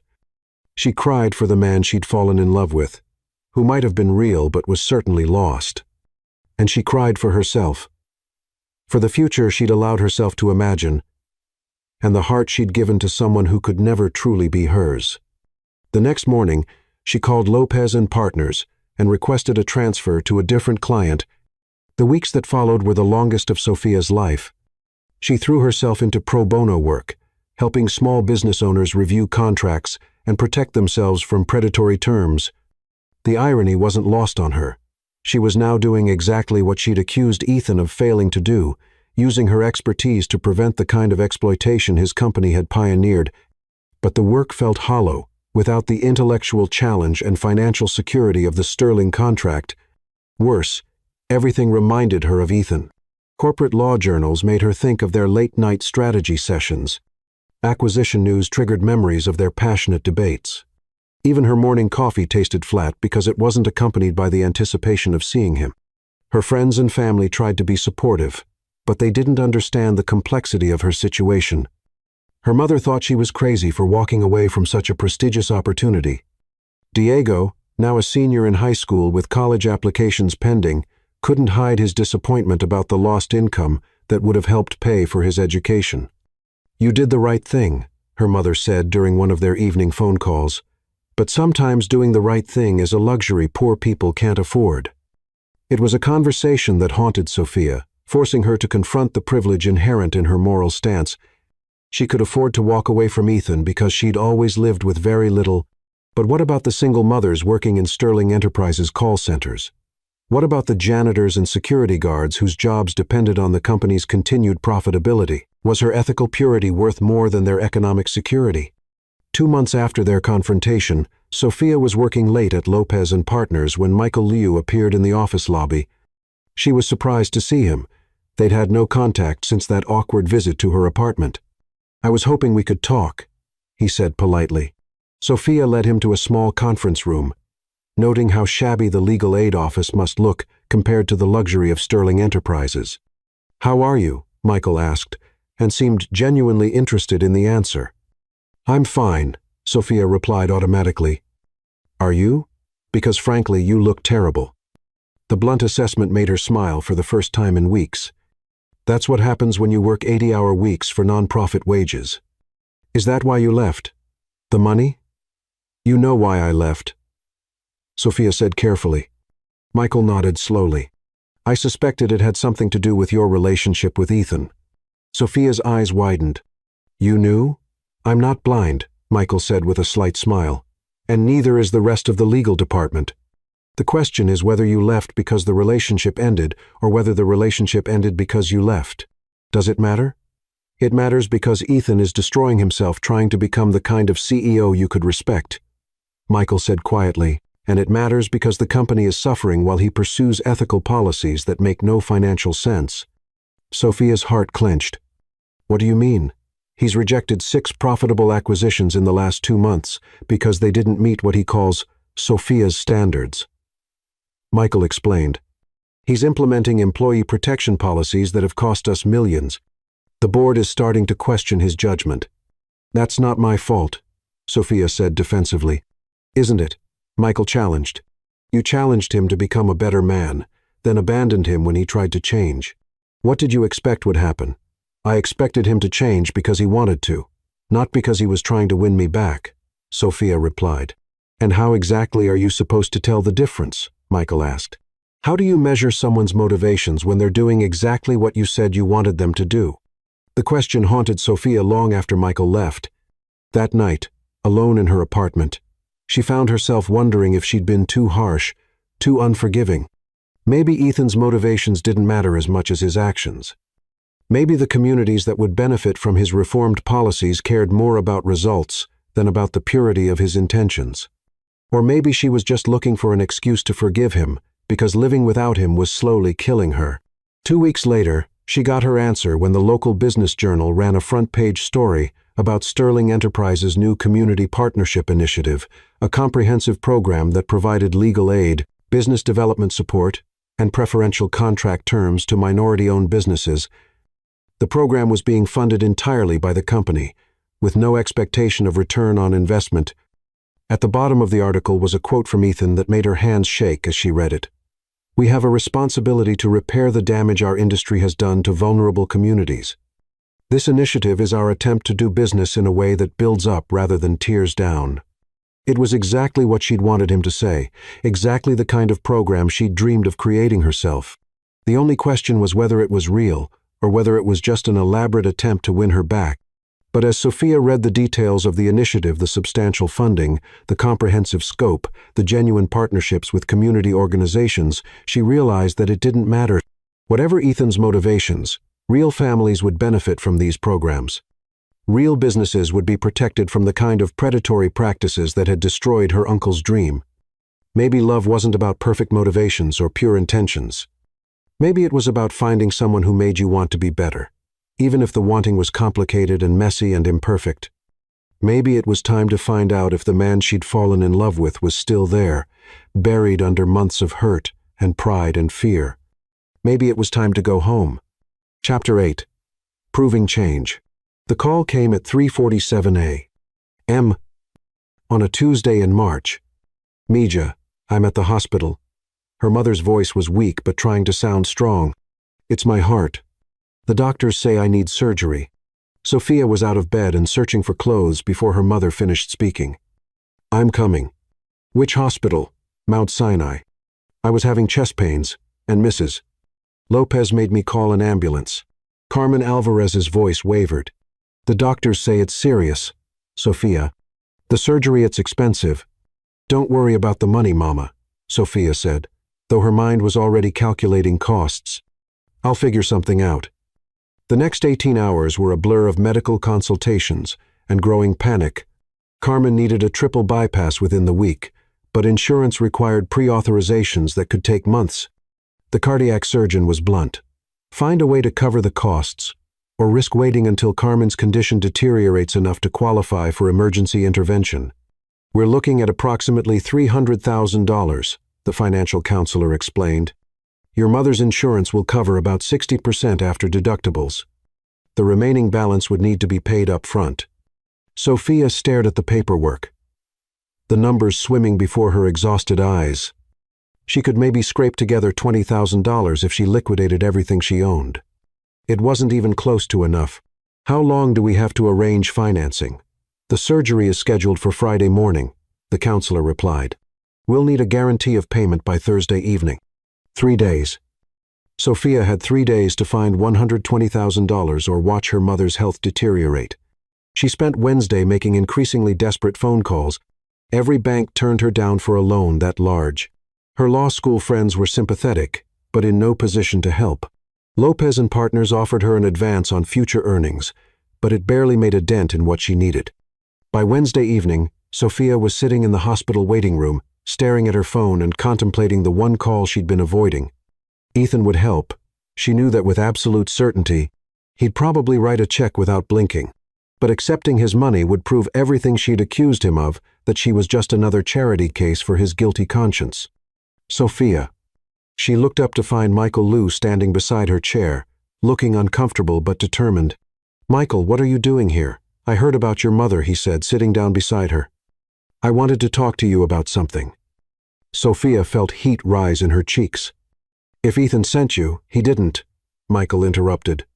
"He doesn't know I'm here. In fact, he'd probably fire me if he found out." "Then why are you here?" Michael pulled out a tablet and showed her a document. "I'm here because Sterling Enterprises just implemented a new employee benefits package. Expanded health coverage for all contract workers and their immediate families. Retroactive to the beginning of their employment." Sophia stared at the screen, not quite comprehending. "I don't understand." "Your contract with our company makes you eligible for our health benefits," Michael explained. "Under the new policy, your mother's surgery would be fully covered." "But I'm not working for you anymore," Sophia protested. "I terminated my contract 2 months ago." "Actually, you didn't," Michael said gently. "You requested a temporary leave of absence while you sorted out personal issues. Your contract doesn't officially end until June." Sophia looked at him suspiciously. "That's not how I remember it." "That's how the paperwork was filed," Michael replied. "Sometimes, administrative errors work in people's favor." "Michael," Sophia said slowly, "this is charity. This is exactly the kind of personal intervention that This is company policy," Michael interrupted firmly. "The new benefits package applies to all contract workers. It affects 300 people, not just you. But the timing. The timing is coincidental," Michael said. "The board approved these changes last month. The fact that your mother needs surgery now is just fortunate." Sophia wanted to argue, but the relief flooding through her was too overwhelming. Her mother would get the surgery she needed. "There's paperwork to complete," Michael continued, handing her a folder. "But once it's processed, everything will be covered." "Why are you doing this?" Sophia asked quietly. Michael was quiet for a moment. Because I've worked for corporate law firms for 15 years, and I've never seen a CEO transform his entire company's culture because one person challenged him to be better. Whatever happened between you and Ethan, it changed him, and those changes are helping a lot of people. Carmen's surgery was successful. The doctors reported that they'd cleared all blockages, and her prognosis was excellent. Sophia spent the next week in the hospital, sleeping in uncomfortable chairs and helping her mother navigate recovery. It was during one of those long nights that Ethan appeared. Sophia was dozing in the chair beside her mother's bed when she heard a soft knock. She opened her eyes to find Ethan standing in the doorway, holding flowers and looking uncertain about whether he was welcome.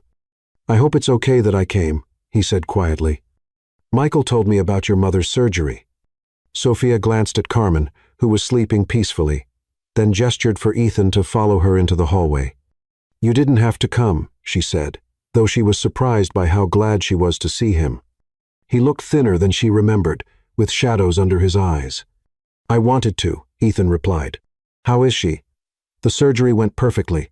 She'll need several weeks of recovery, but the doctors say she should make a full recovery." "That's wonderful," Ethan said, and the relief in his voice seemed genuine. "I'm glad she's going to be okay." They stood in the hospital corridor, and Sophia felt the familiar tension that always existed between them. But this time it was different, softer, sadder, tinged with months of separation and hurt. "Thank you," she said finally, "for the insurance coverage. I know the timing wasn't really coincidental." Ethan met her eyes steadily. "It wasn't charity, Sophia. The benefits expansion was approved by the board based on employee retention studies. Your mother's coverage was legitimate. But you implemented it knowing it would help her." "I implemented it knowing it would help 300 families," Ethan corrected, "including yours." "Why?" Sophia asked. "Why change the entire benefit structure?" Ethan leaned against the wall, looking tired. "Because you were right about something. Companies have a responsibility to the communities they operate in, not just to their shareholders. It's good business that also happens to be good for people." "And the Community Partnership Initiative?" Sophia asked. "Is that good business too?" Ethan's eyebrows rose. "You know about that? I read the Business Journal article." "Some of it is good business," Ethan admitted. "But some of it is just necessary, a debt that needed to be paid." "To who?" "To people like your uncle," Ethan said quietly. "To every family whose business we destroyed while telling ourselves it was just smart strategy." They were quiet for a moment, the weight of everything between them settling in the sterile hospital air. "I've been thinking about what you said," Ethan continued, "about change having to come from within rather than external pressure. You were right about that too." "Was I?" "I spent 8 years making decisions based on what my board expected, what my shareholders demanded, what my father would have done," Ethan said. "I never stopped to ask what I believed was right. It took losing you to realize that external validation is worthless if you can't respect yourself." Sophia studied his face, looking for signs of manipulation, but all she saw was exhaustion and genuine regret. "The board isn't happy with your new direction," she said. "No, they're not," Ethan agreed. "They think I've lost my edge. Gregory Pierce called me dangerously sentimental last week. And how do you feel about that?" Ethan smiled, a real smile. The first she'd seen from him in months. "I feel like I'd rather be sentimental than ruthless. I'd rather build something I'm proud of than something that just makes money. Even if it costs you your position?" "Even then," Ethan said firmly. "I can always find another job. I can't find another soul." The words hit her like a physical blow. This was what she'd wanted from him. Acknowledgement that his previous actions were wrong, evidence that his change was real rather than performative. "Ethan, I'm not telling you this to win you back," he said quickly. "I'm telling you because you deserve the truth from the beginning, and I was too proud and scared to give it to you." "Scared of what?" "Scared that if I admitted how lost I was, how much I'd compromised my values for success, you'd see that I wasn't worth saving," Ethan said quietly. Sophia felt tears prick her eyes. "You were always worth saving." "Was I? Because sometimes I think you were right to leave. Sometimes I think you saw me more clearly than I saw myself." I saw someone who was trapped by expectations and circumstances, Sophia said softly. Someone who had the capacity for better, but didn't know how to access it. And now? Sophia looked at him, really looked at him, taking in the changes that 2 months of separation had wrought. There was something different in his eyes. Something that looked like peace. Now I see someone who's figuring out who he wants to be, she said. Someone who's willing to pay the cost of becoming that person. Ethan misses. Alvarez, a voice interrupted them. They turned to see Carmen's nurse approaching. Your mother is asking for you. Of course, Sophia said, stepping away from Ethan reluctantly. I should go. Wait, Ethan said urgently. Would you be willing to have dinner with me when your mother is feeling better? Sophia hesitated. Part of her wanted to say yes immediately, but she'd learned to be cautious with her heart. Let me think about it, she said finally. As Sophia returned to her mother's room, she found Carmen awake and alert, watching her with knowing eyes. That was him, wasn't it? Carmen asked weakly. The man you've been crying over for 2 months. Mama, you should rest. That man arranged for my surgery to be covered, didn't he? Sophia sighed. The company expanded their benefits package. It wasn't personal. Everything is personal when you love someone, Carmen said gently. And he loves you, Mija. I could see it in his eyes. It's complicated, Mama. Love is always complicated, Carmen replied. The question is whether it's worth fighting for. That night, as Sophia dozed in the hospital chair, she thought about Ethan's words, about the changes he'd made, about the man he was becoming. She thought about her uncle Javier and all the other families who would benefit from Sterling Enterprises' new policies.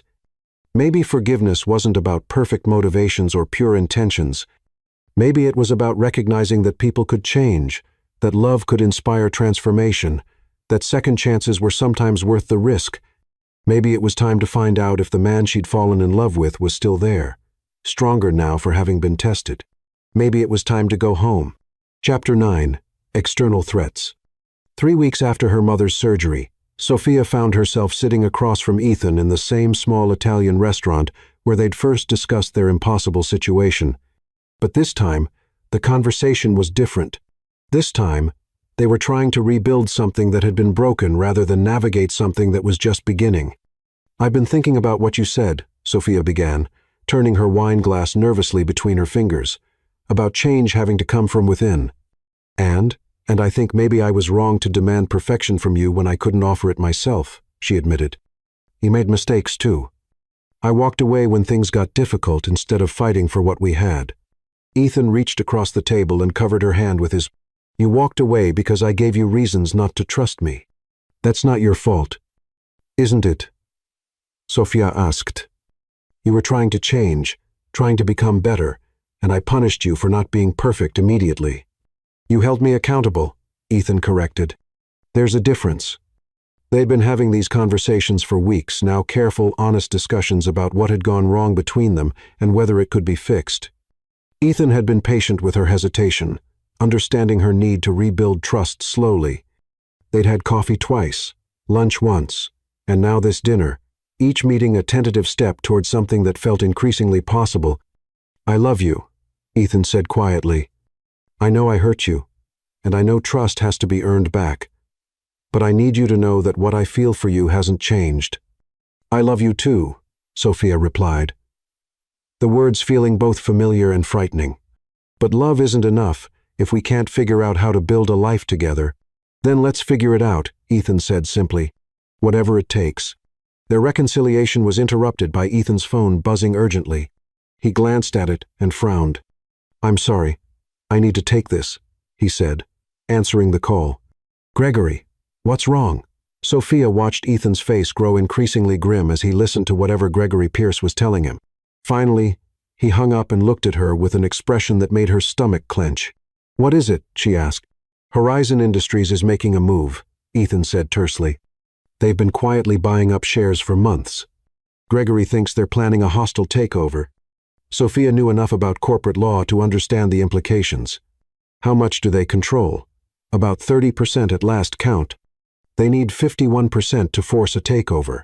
But they've been very strategic about hiding their intentions. What does this mean for your reforms? Sophia asked, though she suspected she already knew the answer. It means they'll probably use my reckless idealism as justification for removing me, Ethan said bitterly. Horizon's CEO, Victor Caldwell, has been vocal about companies that prioritize social responsibility over profits. Can you fight it? I can try, Ethan replied, but if they can convince enough shareholders that my new policies are hurting the company's value. He didn't need to finish the sentence. Everything Ethan had worked to change, every reform Sophia had inspired, would be undone if Horizon succeeded in their takeover. The attack came 3 days later in a way neither expected. Sophia was at Lopez & Partners, reviewing contracts for small business clients, when Isabella Cruz burst into her office, clutching a tabloid newspaper. "You need to see this," Isabella said urgently, spreading the paper across Sophia's desk. The headline made Sophia's stomach drop. Corporate Romeo's Barrio Juliet. How a poor girl's radical ideas are destroying a billion-dollar company. The article was devastating in its precision. Someone had leaked details about Sophia and Ethan's relationship, complete with photos of them leaving the restaurant 3 nights earlier. But worse than the invasion of privacy was the narrative being constructed that Ethan, a brilliant CEO, had been manipulated by his working-class lover into making disastrous business decisions. Sources close to the company report that Sterling's recent policy changes can be traced directly to his romantic involvement with Sofia Alvarez, a legal aid lawyer from East Hartford, whose radical views on corporate responsibility have cost shareholders millions. The article read, Miss Alvarez, whose uncle's failed business was acquired by Sterling Enterprises in 2020, appears to have used her personal relationship with the CEO to advance an anti-corporate agenda that threatens the company's future. The personal details were humiliating. Descriptions of her shabby apartment, references to her mother's recent surgery, speculation about whether she was a gold digger using social justice rhetoric to manipulate a wealthy man, but the professional implications were worse. The article painted her as unqualified and vindictive. Someone whose only credential was her willingness to sleep with her boss. How did they get all this information? Sophia asked, staring at the photos of her apartment building, her mother's hospital. Someone with access fed it to them, Isabella said grimly. Someone who knows both of your schedules, your personal history, your family situation. Sophia's phone started ringing, reporters wanting comments, colleagues expressing concern, friends checking if she was okay. She turned it off and tried to focus on work, but the humiliation was overwhelming. By evening, the story had been picked up by business journals and local news stations. The narrative was consistent across all coverage. Ethan Sterling's judgment had been compromised by his involvement with an unqualified woman who was using their relationship to pursue a personal vendetta against corporate America. Ethan called that night, his voice tight with fury. "I'm so sorry, Sophia. I have lawyers working on this, trying to find out who leaked the information.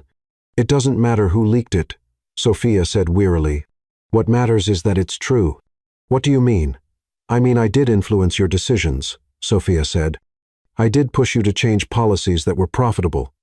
I did have a personal reason for opposing your company's practices.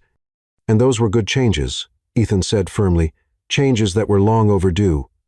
"But the board doesn't see it that way, does it?" Sophia asked.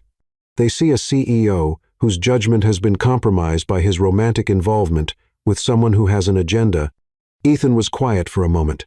Gregory called an emergency board meeting for tomorrow morning. They want to discuss leadership stability in light of recent media attention. "They're going to use this against you," Sophia said, feeling sick. "Ethan, I'm so sorry. This is all my fault." "This is not your fault," Ethan said fiercely. "This is a coordinated attack by people who want to destroy everything we've built together." But Sophia wasn't so sure. Over the next few days, as the media attention intensified, she began to see the situation from the board's perspective. Here was a CEO who drastically altered his company's direction after becoming involved with a woman who had personal reasons to oppose their previous practices. From the outside, it looked like manipulation, even if that wasn't the reality. The harassment escalated quickly.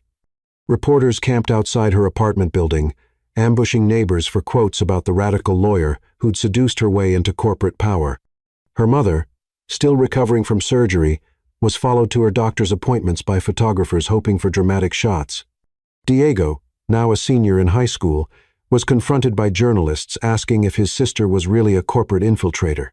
"This has to stop," Sophia told Ethan during a tense phone call Friday evening. "My family is being harassed because of our relationship." "I have security arranging protection for your family," Ethan replied. "And my legal team is pursuing restraining orders against the most aggressive outlets." "That's not the point," Sophia said. "The point is that our relationship is being used as a weapon against you. As long as we're together, every decision you make will be questioned.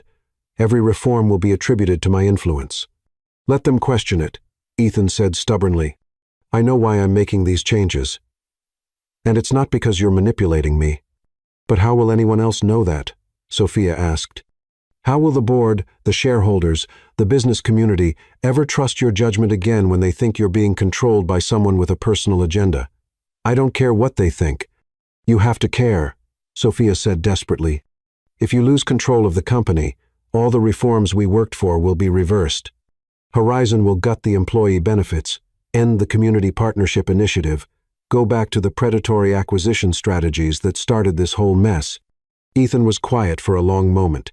"Are you asking me to choose between you and the company?" "I'm asking you to consider what's best for the thousands of people whose lives will be affected by this decision," Sophia replied. "I'm asking you to think about whether our happiness is worth more than their jobs, their benefits, their future." "And what about our future?" Ethan asked quietly. Sophia closed her eyes, fighting back tears. "Maybe we don't get to have one. Maybe some things are more important than what we want." The board meeting was brutal. Gregory Pierce, Eleanor Grayson, and Charles Newman had formed a coalition demanding Ethan's resignation, arguing that his compromised judgment made him unfit to lead the company through the Horizon Challenge. The reforms he'd implemented were characterized as reckless experiments that had weakened the company's competitive position. "Your personal life has become a liability," Gregory said bluntly during the closed-door session. "Whether or not you're actually being manipulated is irrelevant. The perception exists, and it's damaging our credibility with investors. The reforms have improved employee retention and expanded our market reach," Ethan argued. "They're working exactly as intended." "They're working as your girlfriend intended," Eleanor replied coldly, "which raises questions about whose interests you're really serving." The vote was close. 7 board members supporting Ethan's continued leadership, 5 calling for his resignation. It was enough to keep his position for now, but barely. And everyone knew that if Horizon succeeded in acquiring more shares, the balance would shift. That night, Ethan came to Sophia's apartment, looking defeated. The harassment had finally forced her to stop answering her door to strangers, but she recognized his voice through the intercom. "I saved my job," he said without preamble when she let him in. "Barely." "Congratulations," Sophia replied. Though the word felt hollow, Eleanor made it clear that any further incidents would result in a no-confidence vote. Ethan continued. "Essentially, they're tolerating our relationship as long as it doesn't generate any more negative publicity. And if it does?" Ethan met her eyes, and she could see the exhaustion there. The weight of trying to balance his love for her with his responsibility to the company. "Then I'll have to make a choice." They both knew what that choice would be.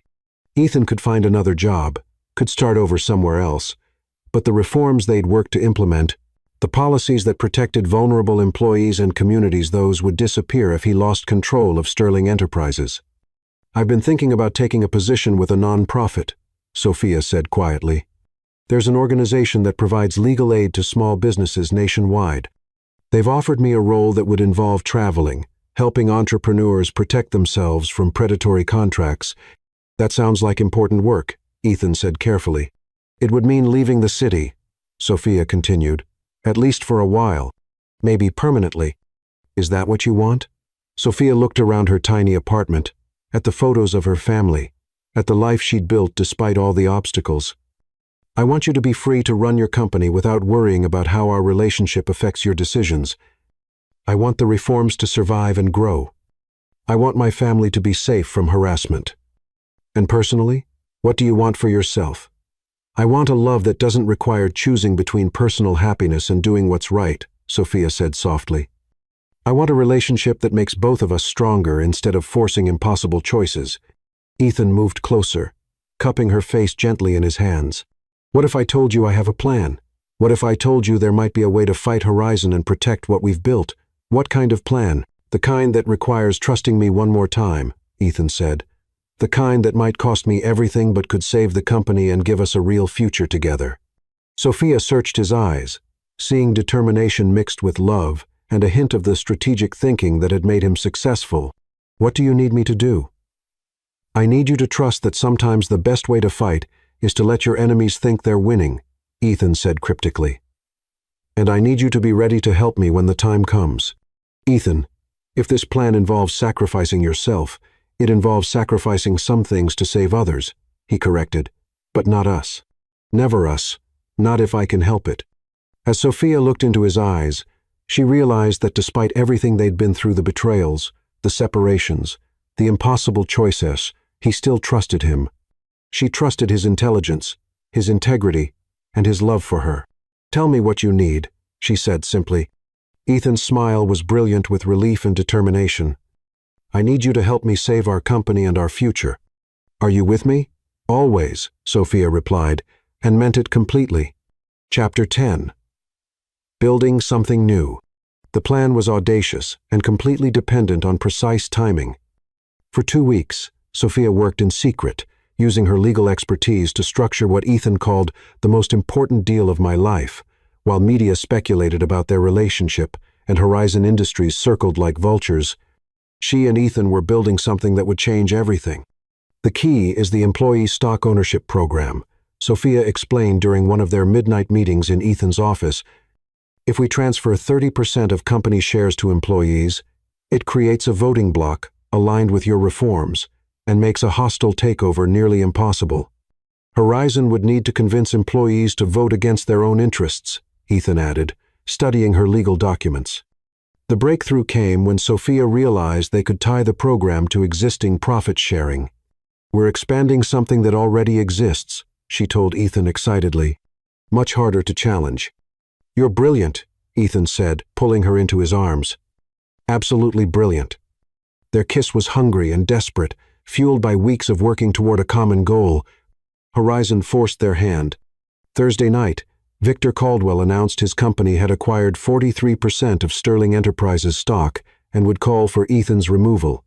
Sterling Enterprises has lost its way under current management, Caldwell declared. It's time for leadership that prioritizes profit over political correctness. He's moving faster than expected, Sophia said as Ethan paced. Then we move faster, Ethan replied, calling an emergency board meeting. The board meeting was unlike anything Sophia had witnessed. Ethan presented their restructuring plan with fierce determination. Employee ownership, expanded benefits. Community partnerships, presented as strategic advantages. We're not sacrificing profit for principles, Ethan argued. We're proving they can coexist. The vote was 9-3 in favor. When employees learned they would become partial owners with permanently protected benefits, the response was overwhelming. The vote wasn't close. 87% approved. Combined with Ethan's shares, it gave them 54% control, enough to block any takeover. Horizon's lawsuit challenging the program failed. The restructuring was implemented, and 6 months later, Sterling Enterprises reported record profits and employee satisfaction. I told you ethical business could be profitable, Sophia said as they reviewed quarterly reports in Ethan's office. You were wrong about one thing, though, Ethan said, reaching into his desk drawer and pulling out a velvet box. You said we could never bridge the gap between our worlds. Sophia's breath caught as Ethan dropped to one knee, revealing a stunning engagement ring. Sophia Alvarez, Ethan said, his voice thick with emotion. You've made me a better man and shown me that love isn't about choosing between happiness and doing right. It's about finding someone who inspires you to do right. Will you marry me? Yes, Sophia whispered, tears streaming. Yes, of course, yes. As Ethan slipped the ring on her finger, Sophia felt complete. There's something else, Ethan said. I've been working on creating Director of Community Legal Services, running a foundation that provides legal aid to small businesses. I want us to run it together. That's everything I've ever dreamed of, Sophia said softly. Their wedding, 8 months later, perfectly reflected the bridge they'd built between worlds. The ceremony was held in the community center where Sophia's mother had attended ESL classes, decorated with flowers from Ethan's estate. Carmen walked her daughter down the aisle in a dress Ethan had quietly arranged. Diego served as Ethan's groomsman, having been accepted to Harvard with a company scholarship. The guest list mixed corporate executives and legal aid workers, socialites and immigrant families, board members and warehouse employees. When I first met Sophia, Ethan said during his speech, she challenged me to see my company and myself differently. Today, we're building a company that serves its community, employees who have a voice in their future, and a foundation that helps entrepreneurs achieve dreams. Most importantly, we're building a love that makes us both stronger. Sophia's response was heartfelt. Ethan taught me that change is possible, that love can inspire transformation. Together, we're proving that business and ethics, profit and principles, love and justice can coexist. As they danced their first dance, Sophia looked around at the celebration, her mother laughing with Ethan's associates, Diego discussing policy with Eleanor Grayson, Michael Liu teaching Carmen's neighbor to waltz. "Any regrets?" Ethan asked as they swayed together. "Just one," Sophia replied. "I wish we could have figured this out sooner." "We needed the fighting," Ethan said seriously. "We needed to test whether what we felt could survive hard times. And it did." "It is," Sophia corrected, kissing him. "It is." 2 years after that first confrontation, when a poor girl from East Hartford had declared his contract was a trap, Sophia and Ethan had built something neither could have imagined. A love that bridged worlds, a company that served its community, and a future proving sometimes the most beautiful stories begin with, "Excuse me," but their love had conquered all, transforming everything it touched. And that, Sophia thought as she danced with her husband, was the most beautiful trap of all.